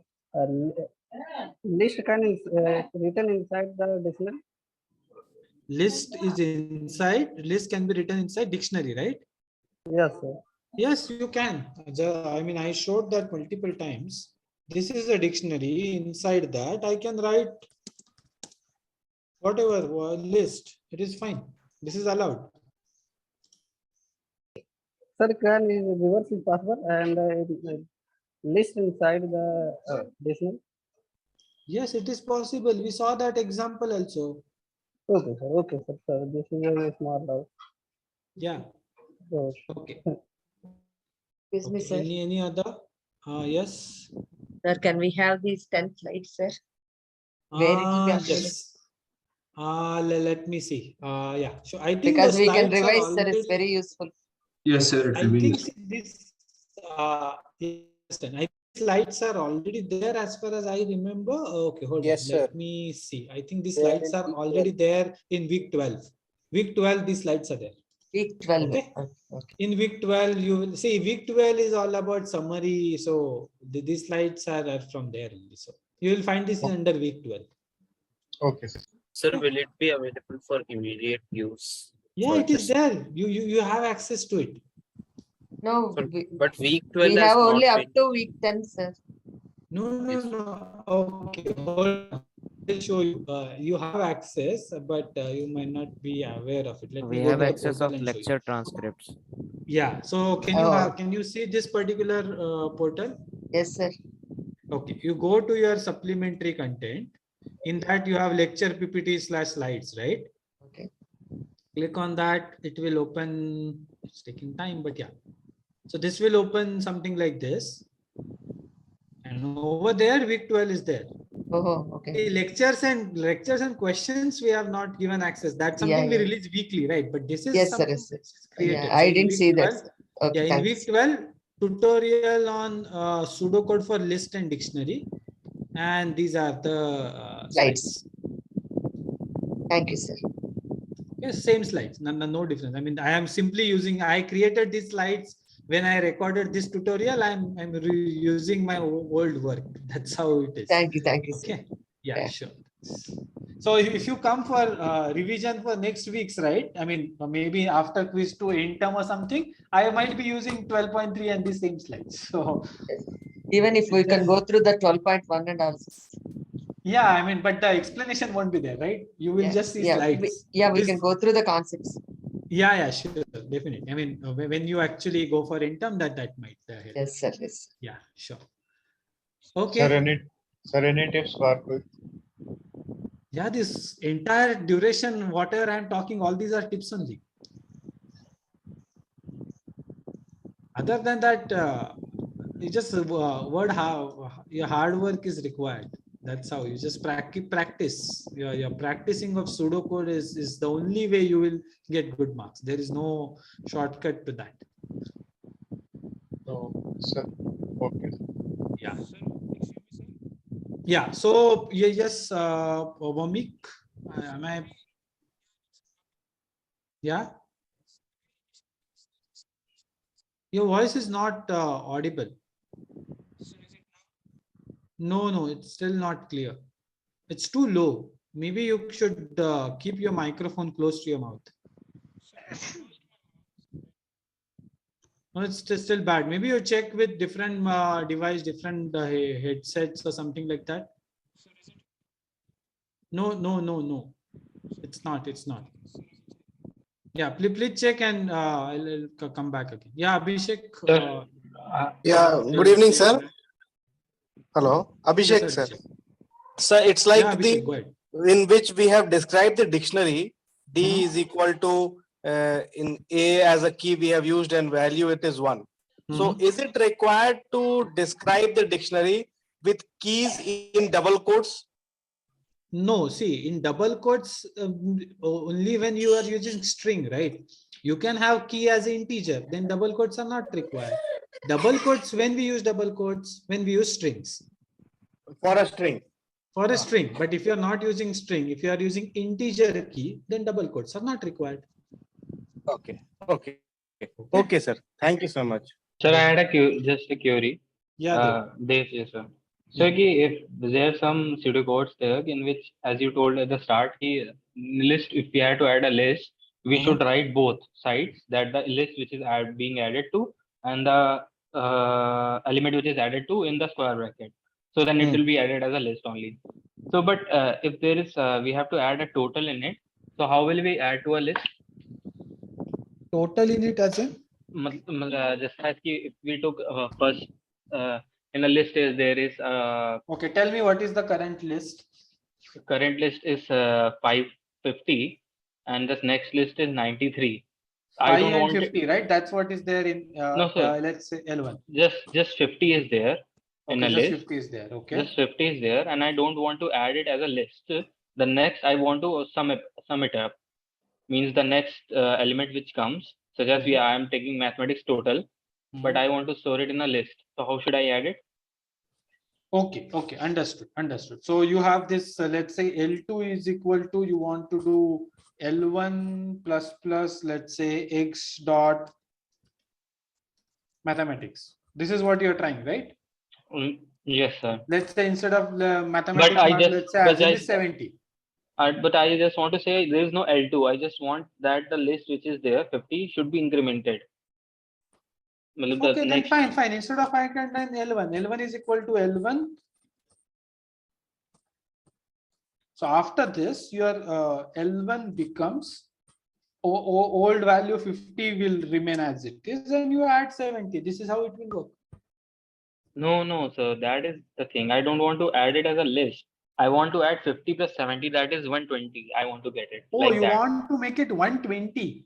Yes, sir. Okay. That's also possible. It's easy. And that you want that 120 inside a list, right? Yes, sir. Okay, fine. Okay, let's build up to that step by step. I mean, I can directly write it, but let me explain you how to do it step by step. Okay. First, in order to make that 120, you want 50 and you need 50 and 70, right? How to access this 50? To access this first of L. First of L1? Yes, sir. I mean, anyway, just one list. So first of L, as you said, right? First of L will give you 50. Yes, sir. Plus 70. Okay. Well, just as 120. Okay. Then you will use mathematical plus operator, right? Not that plus operator. Okay. Right. Means this is to add it in a list, we have to subtract out. Now you want to add this in a list. L is equal to. Now you just have to put it in a bracket. I just had this doubt. First we have to extract the element of inside it, then we have to add it. the same. Now, is it clear? It can be added directly. It can't be added directly. Otherwise, it will become a list. Okay, sir. Yes. Now, I mean, after this, your L will become something like this. Yes. Okay. Yes, sir. What? Oh, thank you. Yes, Abhishek, you have raised your hand. Hello. No, sir, actually, sorry, by mistake that was good. Sorry, Okay. sorry for that. Okay, sure. Okay, so if all the questions are done, can we go to those few people who ask about some questions from the portal, some graded assignment or mock or something? Yes, sir. I have a question on the graded assignment 8. Yeah, okay, Karthik. If that's the case, let's move there and we'll take those questions one by one. So Dev is waiting for a long time. So yes, Dev, maybe I'll take your question first because you were there from the beginning of the session. Yeah. Okay, sir. Thank you, sir. So in week 8, firstly, there is question number 3, but it will take a lot of time because graded assignment or practice? 8, grade assignment 8 only. Okay, but the solution is there, right? You can read The solution is there, but 7th question first you go. I've been so much of turmoil there in my head. I can't understand the single code, pseudo code. Please. Yes, sir. This 7th question. Okay. Which part you are not able to understand? I can't understand what this it means, how we should calculate it. This if STN A B is less than 1. I can't understand why it is written, why it is there. Okay, so why you are not understanding this part, right? What this means? Yes, sir. Okay. See, so Dave, the point is station is a dictionary. Yes, sir. And it's, as you can say, as I was earlier pointing out, there are 2 brackets after that, right? 2 those square brackets, one after the other, right? Yes, sir. That means it's a nested dictionary, 2 levels. Yes, sir. Why 2 levels? Because there are 2 square brackets, right? It's a nested dictionary. It's a nested dictionary. Station is a dictionary. Okay. Yes, sir. I got that. Okay. And A and B.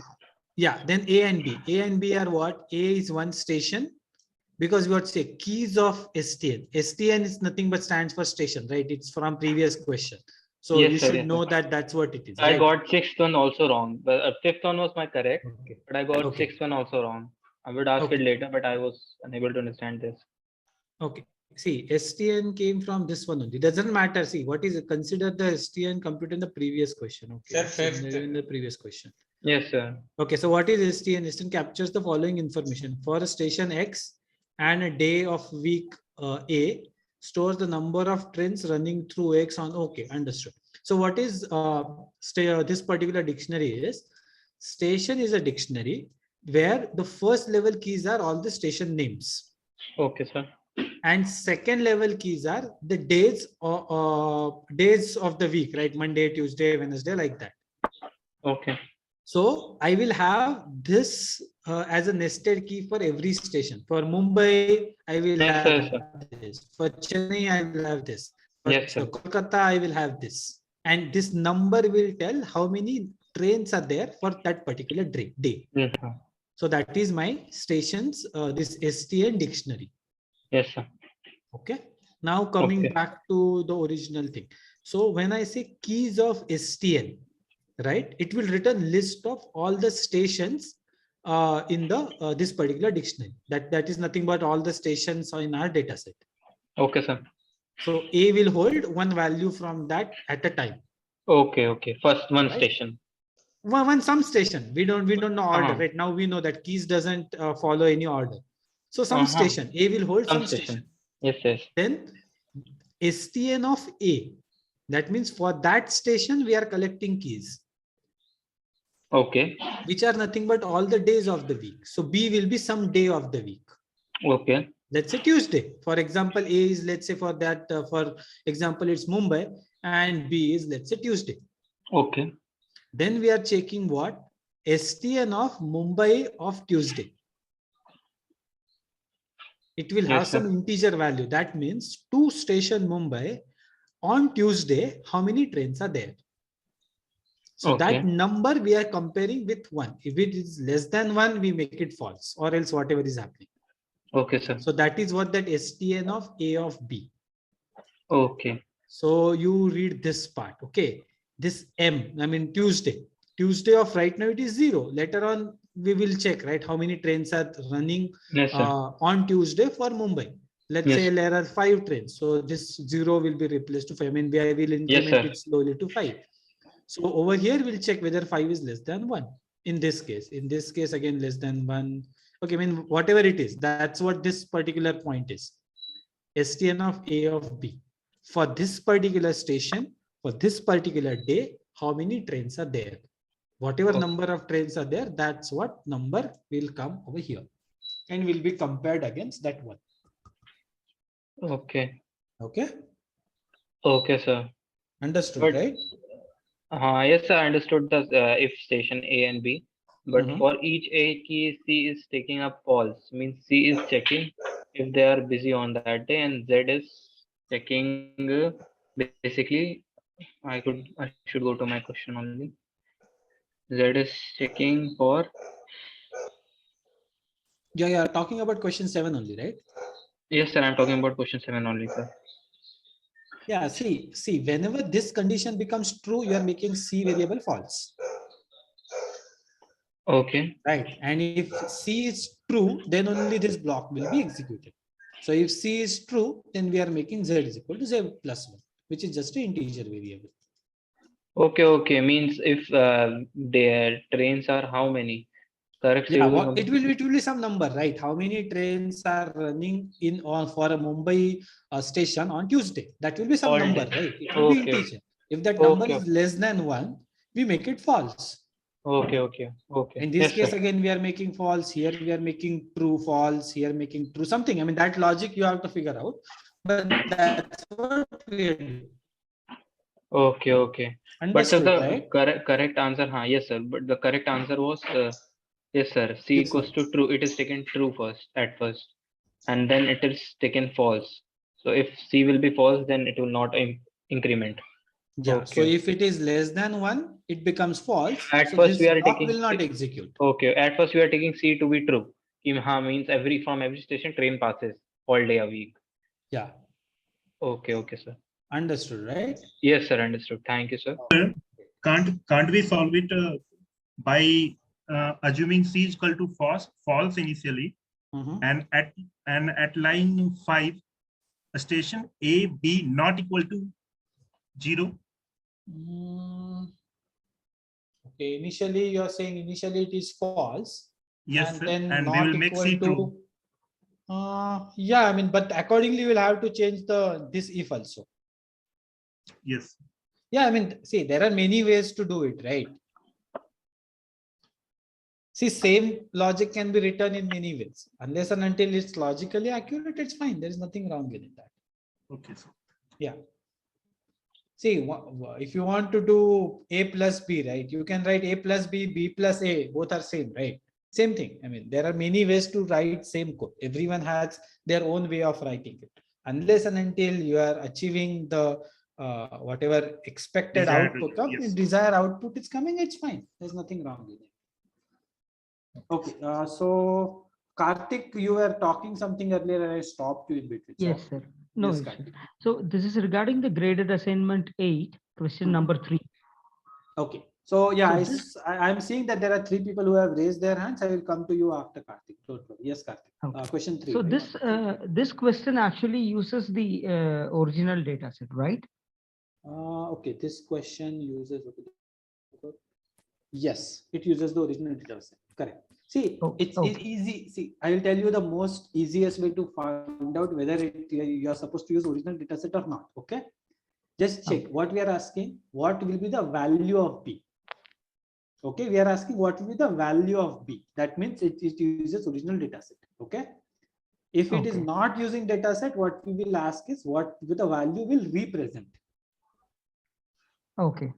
That subtle difference will tell you whether data set you have to use or you have to answer without using data set. If it is represent, then no data set is required. We are asking about exact value, then you require data set. So which means in exam, this kind of question will not be there. Don't worry. That's it, sir. That's my question. That's it. Yeah. Sir, don't but worry. graded I mean, assignment I it know was the question 6 pointers. there is no there is no question like this in the quiz 2 or any quiz for that matter. We make sure that that's not the case, because we will not even give you data set for the question for the exam. Okay. Sir, but why, sir, this was greater assignment, there was 6-pointer question. It was so lengthy to solve. Okay. Yeah, that might happen. Okay, that I can't tell you that what will be the length of the question, what will be the marks of the question, that I can't comment on. But this thing I can assure you, this kind of question will not be there in any of the quizzes or interim exam. Because see, in this you lose a lot of time. In graded assignment, that is fine because you get some 10-12 days to solve it. So losing some time is okay, but in exam we have to be careful about time constraint. So we never ask this type of question in these timed exams. In mock is different, but in final exam that will not happen. At the center exam it will not happen. See, I have one more thing to add here, sir. Like the data set. When you are giving a particular question. Yeah. So the data set, it has to be a combination of some values, right? If I have 3 rows, see one row, the value of max marks should be equal to the second row, or value of row 1 max marks should be less than the value of the marks in the third row, something like this. I have to organize the data set, right, to find the answer. No, you don't have to. You just keep a variable, right? Okay. And update it as the pseudocode goes on. See, whatever professors do using cards, right? Okay. They keep a variable and update the value of that variable But they have the actual value in front of them, like what they are comparing. Okay. Yes. So if you are not going to give me the data set, I have to assume some values. Okay. You are saying with respect to this exam, right? When we are not giving you data set. Yes. Okay. Over there, you just have to logically process that pseudocode and understand what is happening. Okay. Okay. So if I'm going to give, assume a data set, for example, it's better not to assume, because if your data set is the values are these have whatever values you assume, right? If they are in a certain way, you will get a certain output, which may not be true every time. So actually, you have to remember the template of the data set. No, template is one thing. What he's asking is different. You do not, my honest suggestion is do not assume any values.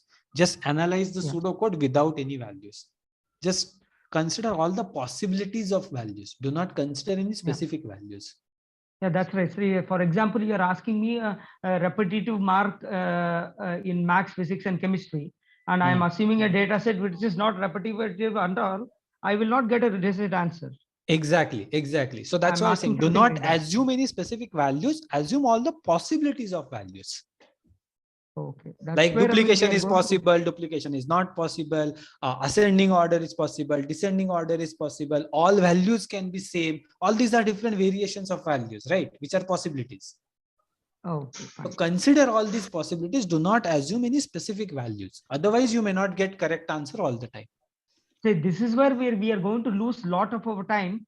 Like, if we understand the logic, then we have to construct some data set to validate the options, especially if we have a multiple type of selection, right? So in this multiple selections, we have to assume all the possibilities in a data set. Otherwise, we will not be able to select. Correct. So that's why I said, do not construct your data set. Just consider those possibilities. And that time you will say only with it, with a lot of practice, you will be able to solve that question faster and faster. See, I have actually a scenario, but I don't remember that question. Anyway, you can take the question from someone else, sir. If I find out that question, I will come back to you again. Sure. Thank you, sir. Thank you. Yeah. Sir, could you please share your presentation slide? Sorry? Could you please share your presentation slide? Yeah, so as I said, presentation slides are already there on the portal. Just go to this supplementary content, lecture PPTs, and click on this.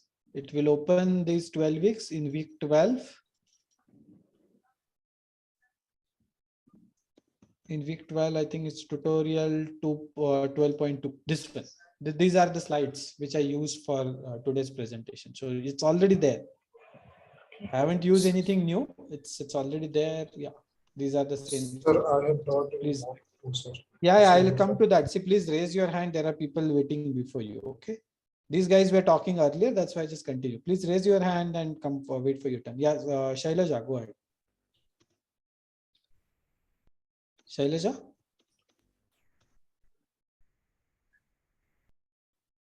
Shailaja is you are on mute in case if you're talking.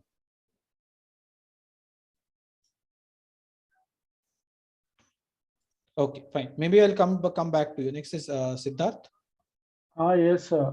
Graded assignment 8, question number 9. Okay.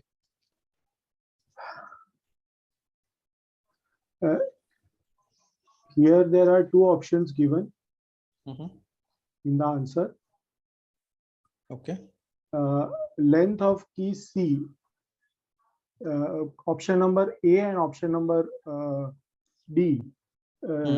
They are saying that the key length of keys is same as the number of different parts of speeches in the data set.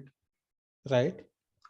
Whereas in the pseudocode, we are making a key for every part of speech that is there.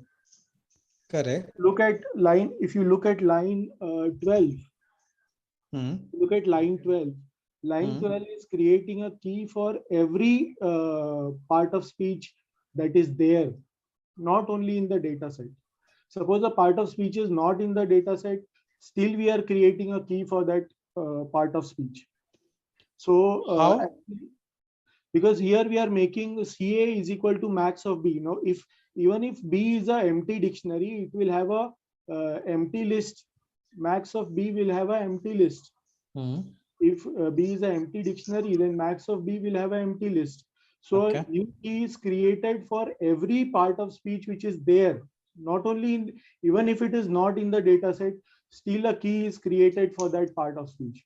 So actually the number of keys in this C dictionary is one more than the total number of part of speech that are there. Because if you look at POS,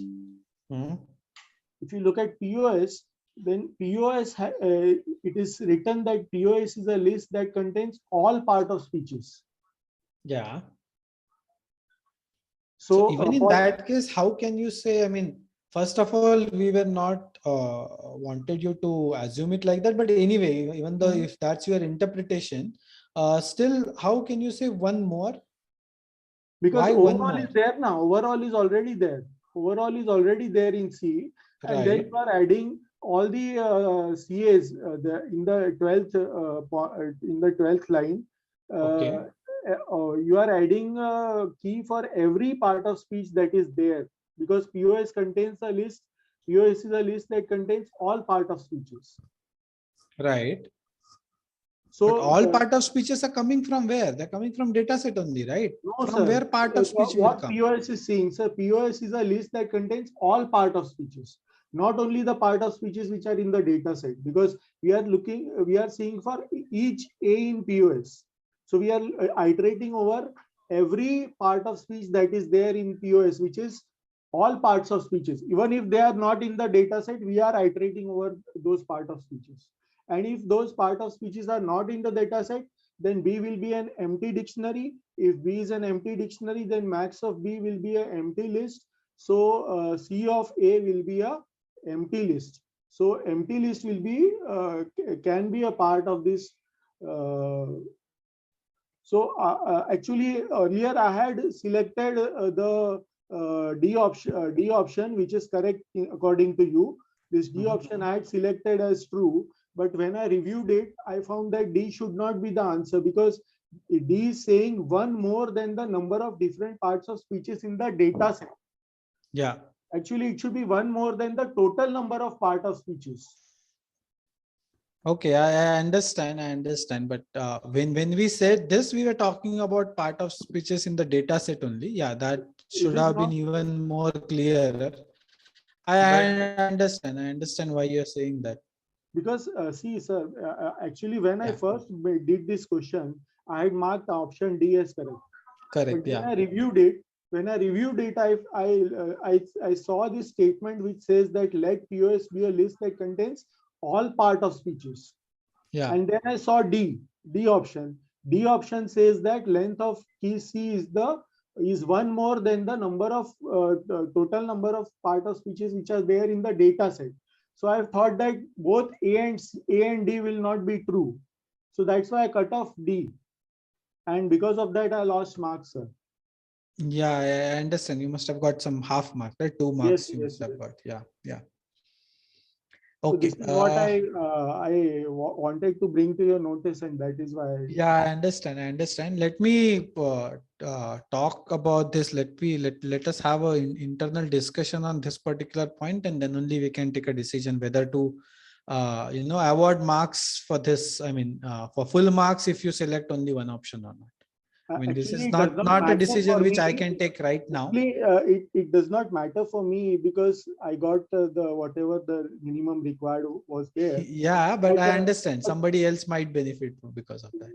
No, not even someone might benefit, but I think this is according to whatever the question is asked. Yeah. There should not be an answer for this. That's what. Yeah, I understand. I understand that. So, as I said, I mean, before changing any of this, let us have some internal discussion on this. Then maybe I can tell you what to do.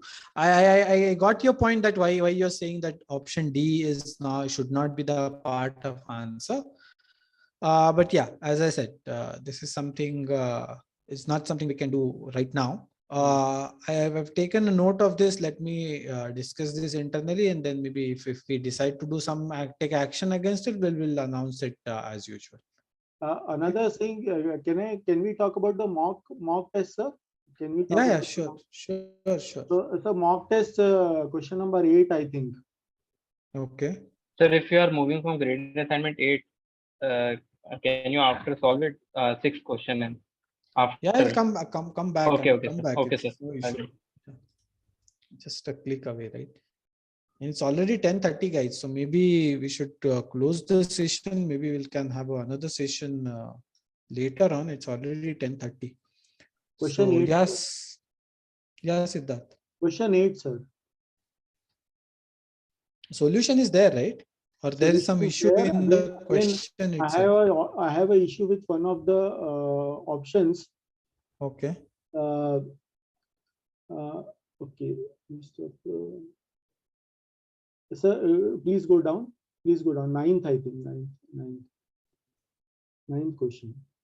From 9th onwards, all the options are numbers, right? I think below the second last question. Please go down, sir. Sorry.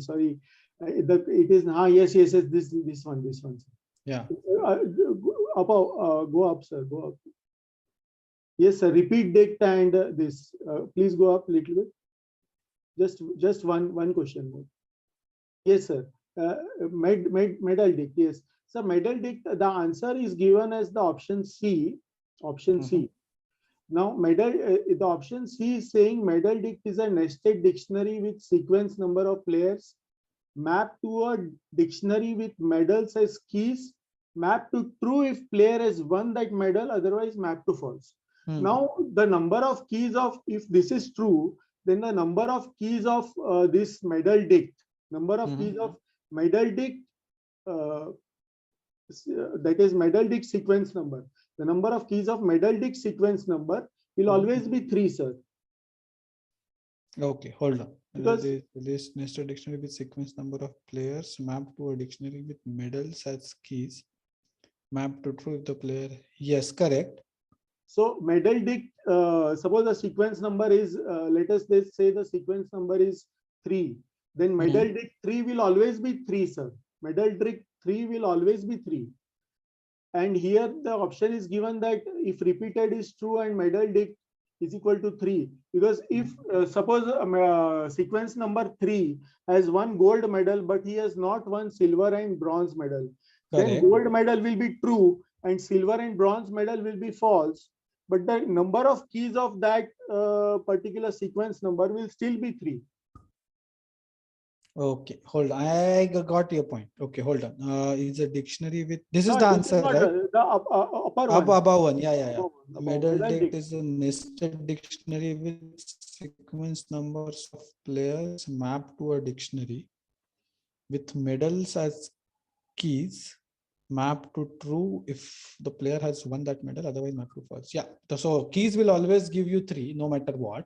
Yes. So actually, it should be the only the key should be only the medals which the player has won, and they should be mapped to true. Key should be only the medals which the player has won, and they should be mapped to true. The medal which the player has not won, that should not be mapped to false. If it is mapped to false, then the number of keys of that particular sequence number they will always be true. Three, Yeah. always be 3. They will always be 3. So in this 13 number statement, medals equal to 3, the second statement will always be true, sir. Yeah, this part, right? And part. This part will always be true, sir. Always be true. Okay. Yeah. Right. So that false, if he has not won, it should be false. That part should not be there, I think. In the if the player has not won that medal, it should be mapped to false. That part should not be there in this option. That is correct. As far as I remember, that is how it should have been. I think there's something went wrong. Okay. No, what your understanding is correct. I'm just checking it with some of our internal documents. That was the intention when I remember this reviewing this. Actually, it wasted a lot of my time during attempting the mock, that whether this option is true or not. Because if this option is true, then the medals will always be equal to 3. There is no other option which is close to this option. So I have marked this as true. But this option has a issue, I think. Yeah, correct. It has a issue. It should not be that last part shouldn't have been there, but yeah. And same with question number 13 also, sir. Yeah, it's the follow-up of same one, right? So no, it is repeat dict, sir. It is repeat dict. Okay, yeah, understood. But if the mistake in that pseudocode, then it will continue for all the rest of the pseudocode. But yeah, repeat dict also has same, right? Repeat dict, sir. Repeat dict. Yes, I think dictionary with sequence number of players mapped to true. I think this the last one is true. Yes, sir. Yes, but the third option can also be true, sir. Third option can also be true. The third option can also be true. Repeat dict is a dictionary with sequence numbers of players mapped to true if the player has won at least one type of medal more than one time.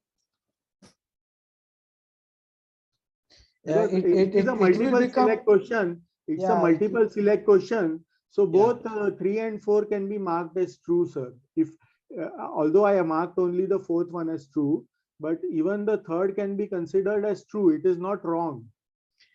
Because that this condition is always true. Because this condition is always true. If this condition is not always true, then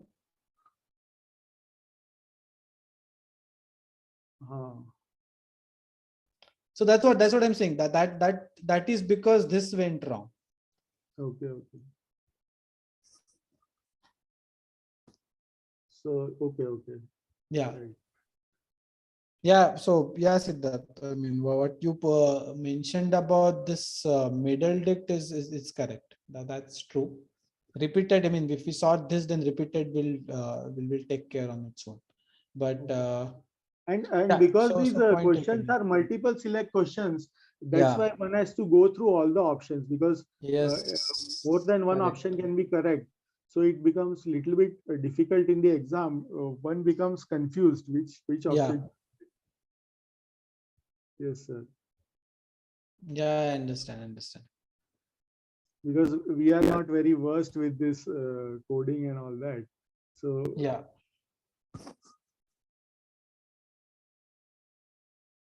Okay. So that any other doubt as such? No, as such. Fine. So Sir, sorry to interrupt in between. One out of the box question. It's like, what will be the syllabus for quiz 2, sir? It's from week 1 to 8 or from 4 to 8? 1 to 8. Okay. Yeah. Okay, sir. Thank you. Okay, so is that the only question you had, Abhishek? Yeah. I mean, in the line you were next. So Sorry, okay. sir. Sorry Yeah, to it's interrupt. fine. Sorry to interrupt. No, not doing nothing like that. It's fine. Anyway, I mean, that we was about to close that discussion. Okay, fine. So, So sir, my doubts are, I mean, they are genuine, no? I mean. Yeah, definitely. I mean, what So, you said is correct. I'm not missing anything, no, right? No. You're right. You're right only. Theoretical confusion is not there, no? No confusion. What you said is correct, Siddharth. Okay. Yeah. Okay. Sir? Yes. Yeah, Shailaja. Earlier I was calling your name, but I think you are facing Yeah, some. my mic wasn't working, so I used go ahead. another device. Fourth question in mock, the train question. I didn't understand the parameters in the fourth line station. Did we take the empty one from the first line? For first iteration, you should take as an empty dictionary. For first iteration, from next iteration onwards, STM, I mean, the station's dictionary will be updated, will have some updated value, right? But for first iteration, you should take it as an empty dictionary. Yeah, can you explain the 15th line too? How did it come? Like, what were the values? Line 15, right? Yeah, line 15. What could be the values of D? Okay, so D is it the like empty, so it will go to else? No, hold on. In the first iteration, it will be empty, right? Yeah. So if it's in the first iteration, if it is empty, X is what? X is keys of train. So X will be one train at a time. Yeah. As in Z will be one train. That same X will come here at Z. So what we are doing is train for number, each trains of Z, right? So I mean, we are iterating over all that particular key A, right? So we'll check whether A is there in D. Initially, it won't be. Yeah, it would be empty. It will be empty. So you will create that dictionary and you will you will create that key in the dictionary D and you will assign value as 1. So this line will get executed, right? 16th number line. What is the value of A? Is it the train station or the number? Okay, for that I have to read the whole thing. Okay, this trains is a dictionary like this. Then keys of trains will give you this particular entity, which is this train number. Yeah, that train number. And then trains of Z will give you this list. So all the stations that particular train is visiting in that order. So this train number 12281 starts from Bhubaneswar, goes to Delhi via Balasore, Adra, Varanasi, Kanpur, and so on. So the first value of that A will be Bhubaneswar. Next is Balasore. Next is Adra, and so on. I don't know whether I'm pronouncing it right, but yeah, that will be the value of A. Okay, I got it. That was the doubt, the parameters. Yeah, okay. Sir, by the way, the medal dict has been coded in the last question, and it is a correct coding, I think, for medal dict. In that, only the medals which are 1 have been marked as true. In the last question, the medal dict procedure has been coded, and in that question, I think the coding is coded right. Yes. Yeah, but that wording is, as you said, right? It should, yeah. But sir, I have a doubt in medal dictionary, sir, other than what was being discussed. Yeah. Can you, sir, go to that question? Yeah, sure. Medal dict as in the implementation of medal dict, right? Yes, sir. In option, sir. In option. To question number 12. Option? Question number 12. Question number 12. Okay. Yes. Yes, sir. Option. Medal dict is option number C, sir. Medal dict is a nested dictionary with sequence number of players mapped to the dictionary with medals as key mapped to true. if the player has won that medal. Sir, otherwise map to false. Whether we are mapping it to false anywhere, I have doubt in it, sir. So that's what it should not be there. That's what we were discussing. I mean, I was discussing with the other person, right? That this map to false is actually it should not be there. This one, that medal, only that the otherwise part is not required. That's the point we were discussing earlier. So what you're saying is correct. That's why it's not there in the code. It should not be there in the sentence also. The code is correct. Sentence should be modified. Yes. Okay. Yeah. So Raju, that's what the earlier discussion was. Yes, sir. Yeah. Okay. Yeah. So Advin, next person. See, right now, as I said, right now only 4 people have raised their hands, and I will not take any new question after these. Okay. So that's all. I mean, it's already 10:44. It's too much. I mean, the session should have stopped at 10. But it's quiz 2 preparation, so I am taking this last questions and then I'm stopping. No new hand raises will be taken. Yeah, Advan Keshav. So they snaps a raised hand early, so I didn't raise hand. So just one question. Okay, fine. Yeah, okay. Sir, Advan, go ahead. Sir, I have brought in question number 5, sir.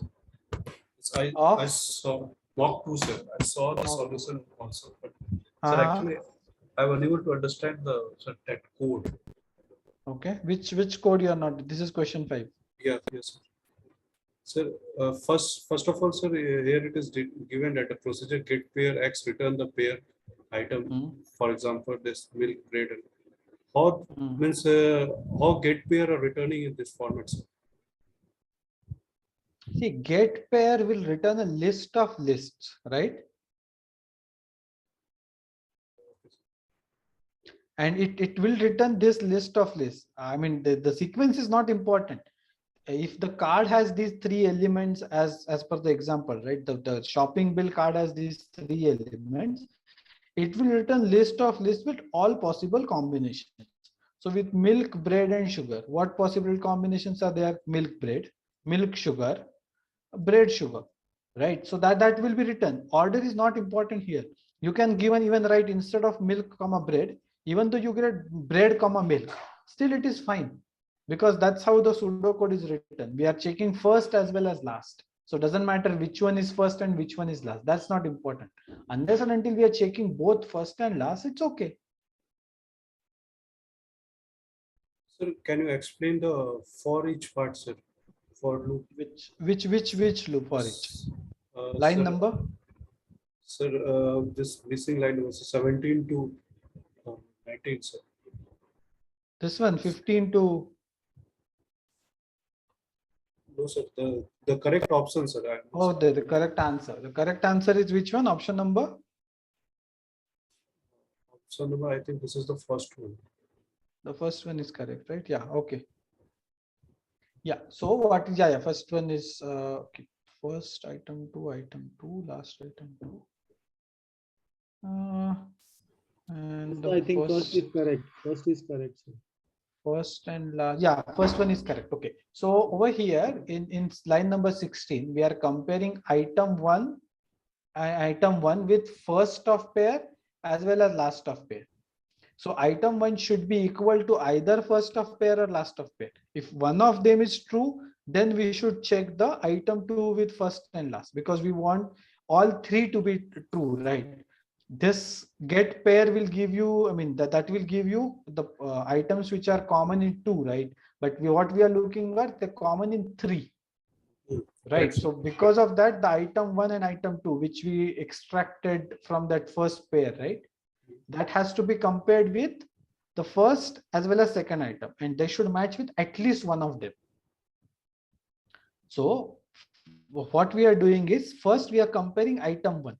The item 1 should match with either first or last of that pair. If that is matching, then the item 2 should also match with either first or last. And if that is the case, then only we should increment, because then only we can say they all 3 have some common element, right? Yes. So that's the point here. I mean, what's the confusion? I'm still not understanding. Or have you understood what I am saying? Yeah, I understood, sir. Actually, I was confusing it. Why we are comparing first pair and the last pair with the item 2. No, we are not comparing last pair. We are, see, that's the point. We are extracted this particular pair and we are comparing only the first item and last item. See, milk has to be compared with all the items, the third item which we are comparing, right? Yes, sir. Let's like third item is apple, right? And we are checking how many bills are there where milk, bread, and apple all are bought together. So the apple has to be compared against every possible pair, right? With milk as well as bread. I mean, in this sense. Okay. With the first as well as last of this inner list. Don't forget, I mean, in this, when we say first of pair or last of pair, we are talking about this inner list, not the outer list. I think that's the place where you made a mistake. Yeah. Right, see, we took first of pair list. So this first pair is inner list. And then we took first and last of that inner list. The item First 1 and pair of the item 2 first are. item. Sorry? Sir, in item 1, we are taking the first item of first pair. Correct, exactly. So we are talking about the inner list, not the outer list. Got it, sir. Yeah. Thank you. Okay, yeah, thanks. Saad? Yes, sir. Question number 6 to 8, mock 2. Okay. Yes. I Tell me. have solved sir 6 and 7 logically by code, going line by line. But the last one, I think 8th question, I have done painstakingly and I got the answer correct, but I didn't got the logical part behind it. Can you explain? I know, sir, it's late, but please, I'm waiting for so long. Have you looked at the solution document? Yeah, I have gone through the solution. Then? Still, sir, a little bit out. If you explain just some of lines, I can get it all. Consider the mark list created in question 7. Yeah, all 3 questions are interlinked, sir. Yeah. What will top list represent the given? Okay, what is marks list? Do you know that? Yes, sir. Let's a pair of sequences. Okay. Of toppers. Where is that marks Sir? list thing? Yeah. So in this question, the mark list in 7 question gives descending order of sequence and total marks, removing the first one. A list of pairs of sequence numbers and total marks in descending order based on the total marks. Yeah, but the first topper is removed from the list. Okay. Why? Or Because is that how it is expected? No, all 3 toppers are removed and then appended into another list. Is it that? Yeah, I think you have interpreted it wrong. You can see code 4 and 5 line. Yeah, we are not removing it. I mean, it's getting removed, but we are appending it. But we are appending right after in another list. Yeah. Yeah. We are removing it from table and appending into a list. And that the list is what we are interested in. So, okay. So in general, marks list is a pair of sequence numbers of total marks in descending order based on total marks, right? Yeah. Sequence number and total marks. Okay, understood. So that's marks list. What will top list represent at the end? Okay. Quintile counter this one. Max is last of first of. Okay. So what is last of first of mark list? Actual marks, sir. The highest marks in the data set, right? That's max. Yes, sir. Then for each pair in mark list, that inner list we are iterating on, its last of pair is not equal to max. Yeah, sir. In this line, I have got confused. Okay, so what is last of pair? The marks part, right? Yeah, right, sir. We are iterating our entire marks list. Yes, sir. Right. So pair is what? Pair is a list. Right, sir. Then we took last of pair, that is actual total marks of some student. Exactly. And if they are not equal to total, we are initializing max to last of pair. Okay. But sir, I think it is equal to total. I think I interpreted it wrong. No. It's for first time it's equal. And Yeah, counter for will first not time increment. exactly. And for second time it will not equal. Okay. No, I am saying, I mean, the condition here is not equal. In the actual data set, yeah, in the first occurrence, it will be equal. That's correct. Okay, sir. Understood, right? I think you misread the code. Maybe, sir. Okay. Yeah. I will see this clip once again and I will Yeah, get it. so check this not equal to part again. Sure, sir. Thank you. Okay, thanks. Okay, yes, Dev. Sir, And that's the graded last assignment. question. That's the last question for tonight. Okay, it's already 11 o'clock. Okay, so graded assignment 8, question number 6, sir. Just explain me the second part. Okay. If you should open the option or should I open it on my your opening? No, I have open graded assignment 8, question number 6, sir. 6. 6. Okay. Okay, yeah, 6. Yes, sir. In this on can you scroll down to option, sir? Yeah. Yes, sir. Sir, the number of keys in Z is 8. This how should we get this? On non-zero, I get that because it will be non-zero for that, and I didn't think it will be integer. I got that, but this 8 I was not able to understand. But that's not the correct answer, right? That's not the correct answer. Also, I put it the option. I choose 3 options. Keys also I choose the option. There can be value C where ZC is 0. I was wrong there. But I got that later on. Ki, if Z value are non-zero, then ZC cannot be 0. Yeah. Yes, So sir. what's your question? That why this option is incorrect? Is that your option? Yes, sir. Your question? Yes, sir. The number of keys in Z is E. So according to you, it is correct, right? Number of keys in Z is No, sir. I was not able to find if there any option would be given, it would be correct. I was not able to find how many number of keys were there. That's why I'm asking. Okay. So C can take the value from 1 to 7. So keys of Z can be at most 7, not more than 7. 1 to 7, because number of where days. it is. C is referring to the number of days. Oh, okay. Yeah. See, Z is what? From where it is coming? It's all about these 7 days, right? That's the inner dictionary, right? Okay, sir. So maximum, how many days are there? I mean, what's the maximum number? 7 days are there. I mean, this. Okay. Now why was there It that? can be less than 7 also. The number of keys can be less than 7 also. Less than 7. Because if the particular for that station, the train is not running on that day, right? That's a possibility. Okay, sir. Then that day will not no, but yes, Siddharth, sir. I think we have initialized Sir, it. in this 6th question, why y equals to Z was y condition was there. Y equals to that there was a condition in question number 6, sir. Question number 6, right? Yeah. Yes, sir. Y equals to condition was there. Why it is being checked? Y is equal to D of B, right? Yes, sir. Okay, so why it is being checked? Why? Why it is being checked? Why this condition is there? Okay, see, there is a possibility, right? There are multiple occurrences of this particular D of B being equal, right? I mean, see what exactly this pseudocode is doing. Station wise cards of the condition dictionary choose correction.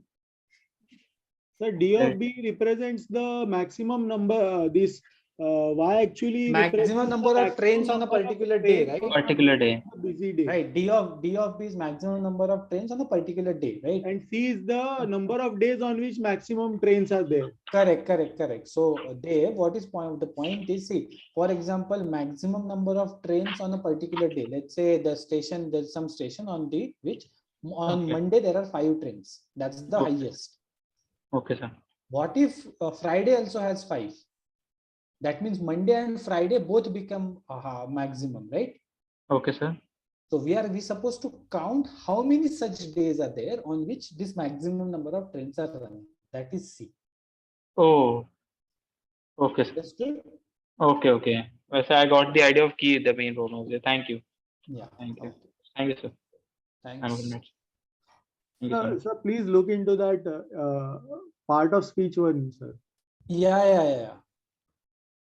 Definitely. Possible, Definitely.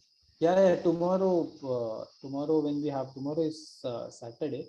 So maybe we may not meet tomorrow, but yeah, no hurry, sir. No hurry, sir. Just because although I lost marks for that, but still, I mean. I just had general theory. Just as in the qualifiers, if I qualified with CC4 and I chose all the 4 subjects, the quiz 2 is also like a qualifier, or end term result will define my CC for next term. See, in term, not just in term result, your CC will be based on your CGPA of this term, not just one subject or something. At the end of term, you will get your CGPA, right? Yes, sir. But as in the qualifiers on 5th of June, in every subject, that my CC came to be 4. Yes, sir. In maths, no, that's not how it works. Your CC will not be different. I mean, it's not subject based. You will get only one CC. Not every subject will not give you. Yes, sir. Yes, sir. I got a sufficient percentage, that around 75 above. I was able to select all the 4 courses. So I'm just asking if my quiz 2, in the quiz 2, my marks get less. So again, I have to continue from the qualifier process, or no, nothing of that sort. Nothing of that sort. So if you get less marks in quiz 2, that I mean, it will hamper your computational thinking grade, right? Okay. Yeah, that's what I mean. It's at subject level. It will not. You'll not have to go back or as such. If you fail in CT, you have to do CT again. But otherwise, there you don't have to go back. No. So just as qualifying is made 50% for each subject, 50% and above, and overall it is made 70% plus. This is the criteria. So if this time I get such as 50% in every, but I get less than 70% all over. So will I be able to continue for the next 4 weeks with all the 4 subjects? Yes, you can. Yes, you can. That CC will not be implemented immediately. Your CC might drop based on the final marks. See, at the end of this term, you will get final marks in 4 subjects, right? The final scores. Okay. In that, I should be able to score 50 plus above in every subject and 70 plus. Yeah, whatever that criteria. I don't remember that. Okay. So based on that, so based on that, for next term, your CC will be decided. But it will help. This quiz will help in gaining the marks. Yes. Okay. Correct. Thanks. See, CC is only is useful only when you register for subjects at the beginning of term. Once you start, nobody will ask you that, okay, now it is dropped, you have to go back. That's not how it works. It will be, I mean, we will ask you that if it drops down for next term, not in between term. Okay. That's what I'm in between. In between, it will not have any impact, but it might have impact on next term if it drops down. Okay. Thanks. Okay, sure. Thanks. Okay, guys. So it's already 11 o'clock. Let's close this. And as I said, from where do we get the YouTube links? YouTube link, as soon as it is uploaded on the portal, we'll update it in the calendar. Okay. Or maybe we'll even send the announcement. But don't expect it to happen now. It will happen in the morning only. Okay. Okay, sir. Yeah, because thank you so much, sir. Good night. Yeah, good night. Thank you, sir. Yeah. Thank Good you, night, sir. sir. Good night. Bye, everyone.